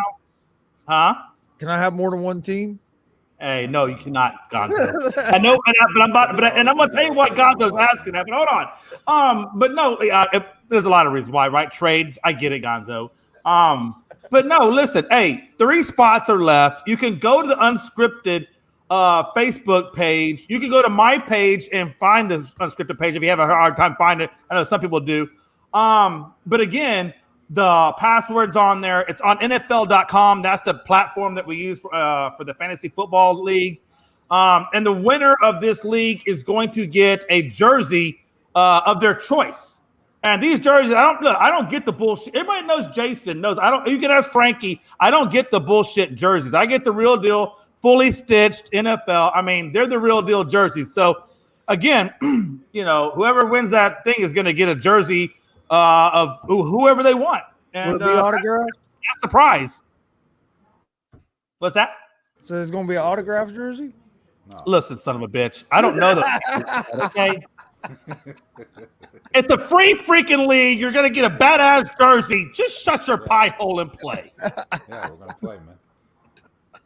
20-man league. But no, hey, so that's it, right?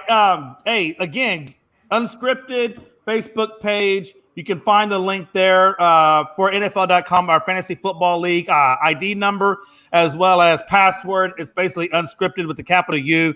2020. But it's on the page. It's foolproof. Just go there, enter 3 spots left, and yeah, man, it's gonna be strategic. I think with that amount of teams, it's gonna be who can draft, who can strategize, because with that many people, players are gonna go quick. So it's gonna be who can come up with the best strategy, right? How many teams is it? 20. Right now we're at 17. The league capacity is 20. That's why I said there's 3 spots open. I just joined. I didn't even look to see how many teams there was or anything. I was just like, okay, I'll join. Right now we're at 17 teams. There's 3 spots open. The draft is going to be August 26th at 6 p.m. That's our draft. Like 4 or 5 different leagues now. I'm in. Yeah. Because we do. You're insane. I don't know how people get in that many leagues. That's just look. I put a lot of work into leagues, and that's just a lot of work. A lot of research to put into that many leagues. That's a lot of work. One of them is for A lot of work, man. Yeah, one of them is my. It's like our family one that a bunch of my uncles and my cousins and everybody does. And it's 10-team league, $25 a person. First place gets $175. So I do that one every year. Pretty good. Gonzo, I'm not that rich. I'm giving away a nice, original, authentic, stitched jersey. Yeah, I'm not rich either. Sounds good. Sons of Hey, bitches. Texas and Pennsylvania are tied 2-2 in Little League Baseball, Jay. Oh, jeez, Louise, come Third on, inning. Texas. Come on, Texas. Don't lose to the North, especially not freaking Pennsylvania. For the love of God, not Pennsylvania. What a time to be alive, though. No, Damien, you cannot get $20 with a jersey, you son of a bitch. Just take the jersey for crying out loud. Damn. Damn. Bears jersey for sure. Hey, Jay, if I win, I want you to autograph my jersey. Hey, whatever you want, I'll make it happen. Hey, whatever you want, I'll make it happen, man. I promise, I'll make it happen. If I win, I'm getting everybody from Unscripted to autograph the jersey, man. Hey, we can. Hey, trust me, we can make. Hey, anything can happen. Okay, if you win, we'll make it happen. I swear to God, I'll ship it off to Logan. He'll ship it off to Frankie, and then Frankie doesn't live that far from you. He'll just UPS over and you'll be good to go. And then I gotta get Gonzo on there. I'll throw Pride's ass on there because they're pretty much quite occurring people. They might as well be unscripted. So we'll get the whole gamut. I promise. We'll get the whole notcher on there. Okay. There you go. What a time to be alive, folks. What a time to be alive, man. Astros, come on, man. We got to get this championship. We got to win this World Series. I think we got to win this World Series to get past the stigma of 2017. I just believe that. Yeah. Fuck me. I wanted to say one quick thing. John mentioned. He said Luke Knox, Florida international football player, younger brother of Buffalo Bills, Dawson Knox. He died at 22. So oh, wow. Rest in peace to him. I know Yes. Dawson Knox, he's up here in Buffalo, so he must be going through it tough right now. So 22 years old, man. Jesus, he's a baby. And also thoughts and prayers. I can't remember his name, but the Little League baseball player that fell off the bunk bed and cracked his skull. He had to have emergency surgery to get blood off his brain. But they say he's awake and talking now. So thoughts and prayers to him and his family. I can't remember his name right this second. I apologize for that, but it's been a story ESPN's been covering. But yeah, I guess I don't know if he landed like right on his head or what, but it cracked his skull.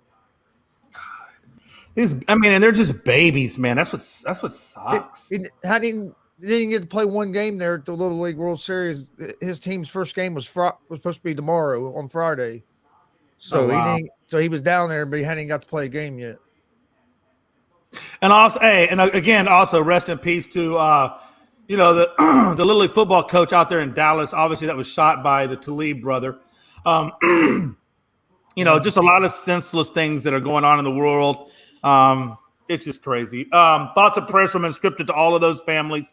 Again, hey, don't forget you can catch us today. It's Thursday. Catch us Saturday, 8 Eastern. And you can catch Gonzo tomorrow afternoon on the afternoon show. Gonzo, you going to be on tomorrow, Jay? I'll be on in the afternoon, not in the morning. I got to take care of some business in the morning, but I will be on the afternoon show for sure.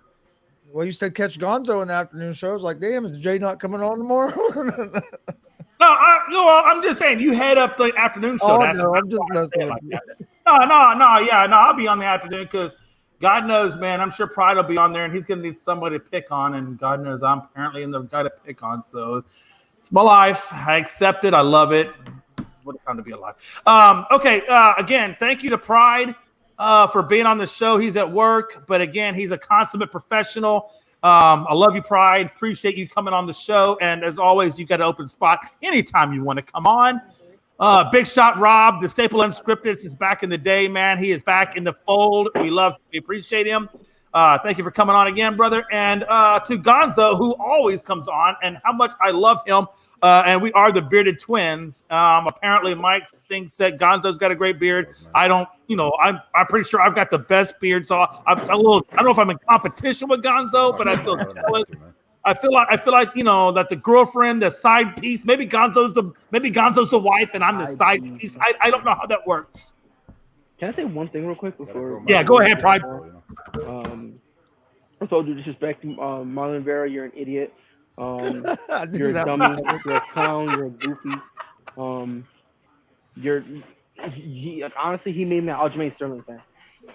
Oh, wow. That's the amount of disdain I have for someone who is getting swept 3-0. And then be like, oh yeah, it's outdated. Meanwhile, your face is getting outdated. Thank you, John. Thank you, John. That's his name, Easton Oliverson. That's who I was talking about. I just want to say that, bro. Like, you know what I hope happens? I hope TJ Dillashaw beats Aljamain Sterling. Dana White, you're gonna be blind for 6 months. We're loading TJ Dillashaw to the gills. EPO City, bro. What was Brock Lesnar on? We're gonna give that to him. John Jones, we're gonna give that to him. Who else is dirty in the game? Chael Sonnen got popped a few times. Let's do that. Chris Cyborg got popped once. Let's bring her back just as a console. We're gonna load this guy up to the freaking gills, bro. Weight classes don't matter when it comes to TJ Dillashaw. Marlon Vera got to meet the thing. We're gonna have him fight a TJ Dillashaw that's closer to Francis Ngannou. Yeah. Call it outdated now. Dog water, bro. Hey, real quick, Damien asked, why is the MLS logo in the final thoughts and y'all don't even talk about soccer? I'm going to tell you why.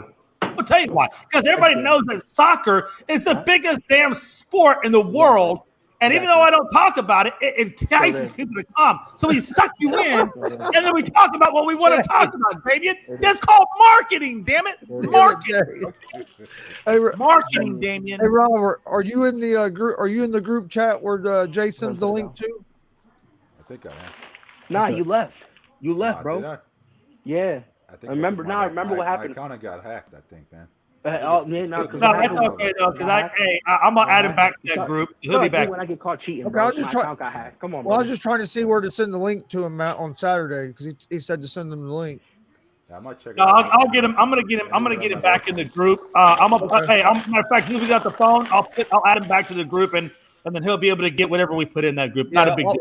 Yeah, I'll put the link in for the UFC watch along in that group chat, Rob. All right. Thanks. Rob, since we got the show, man, I'll get you added back to that group, and you'll be good to go.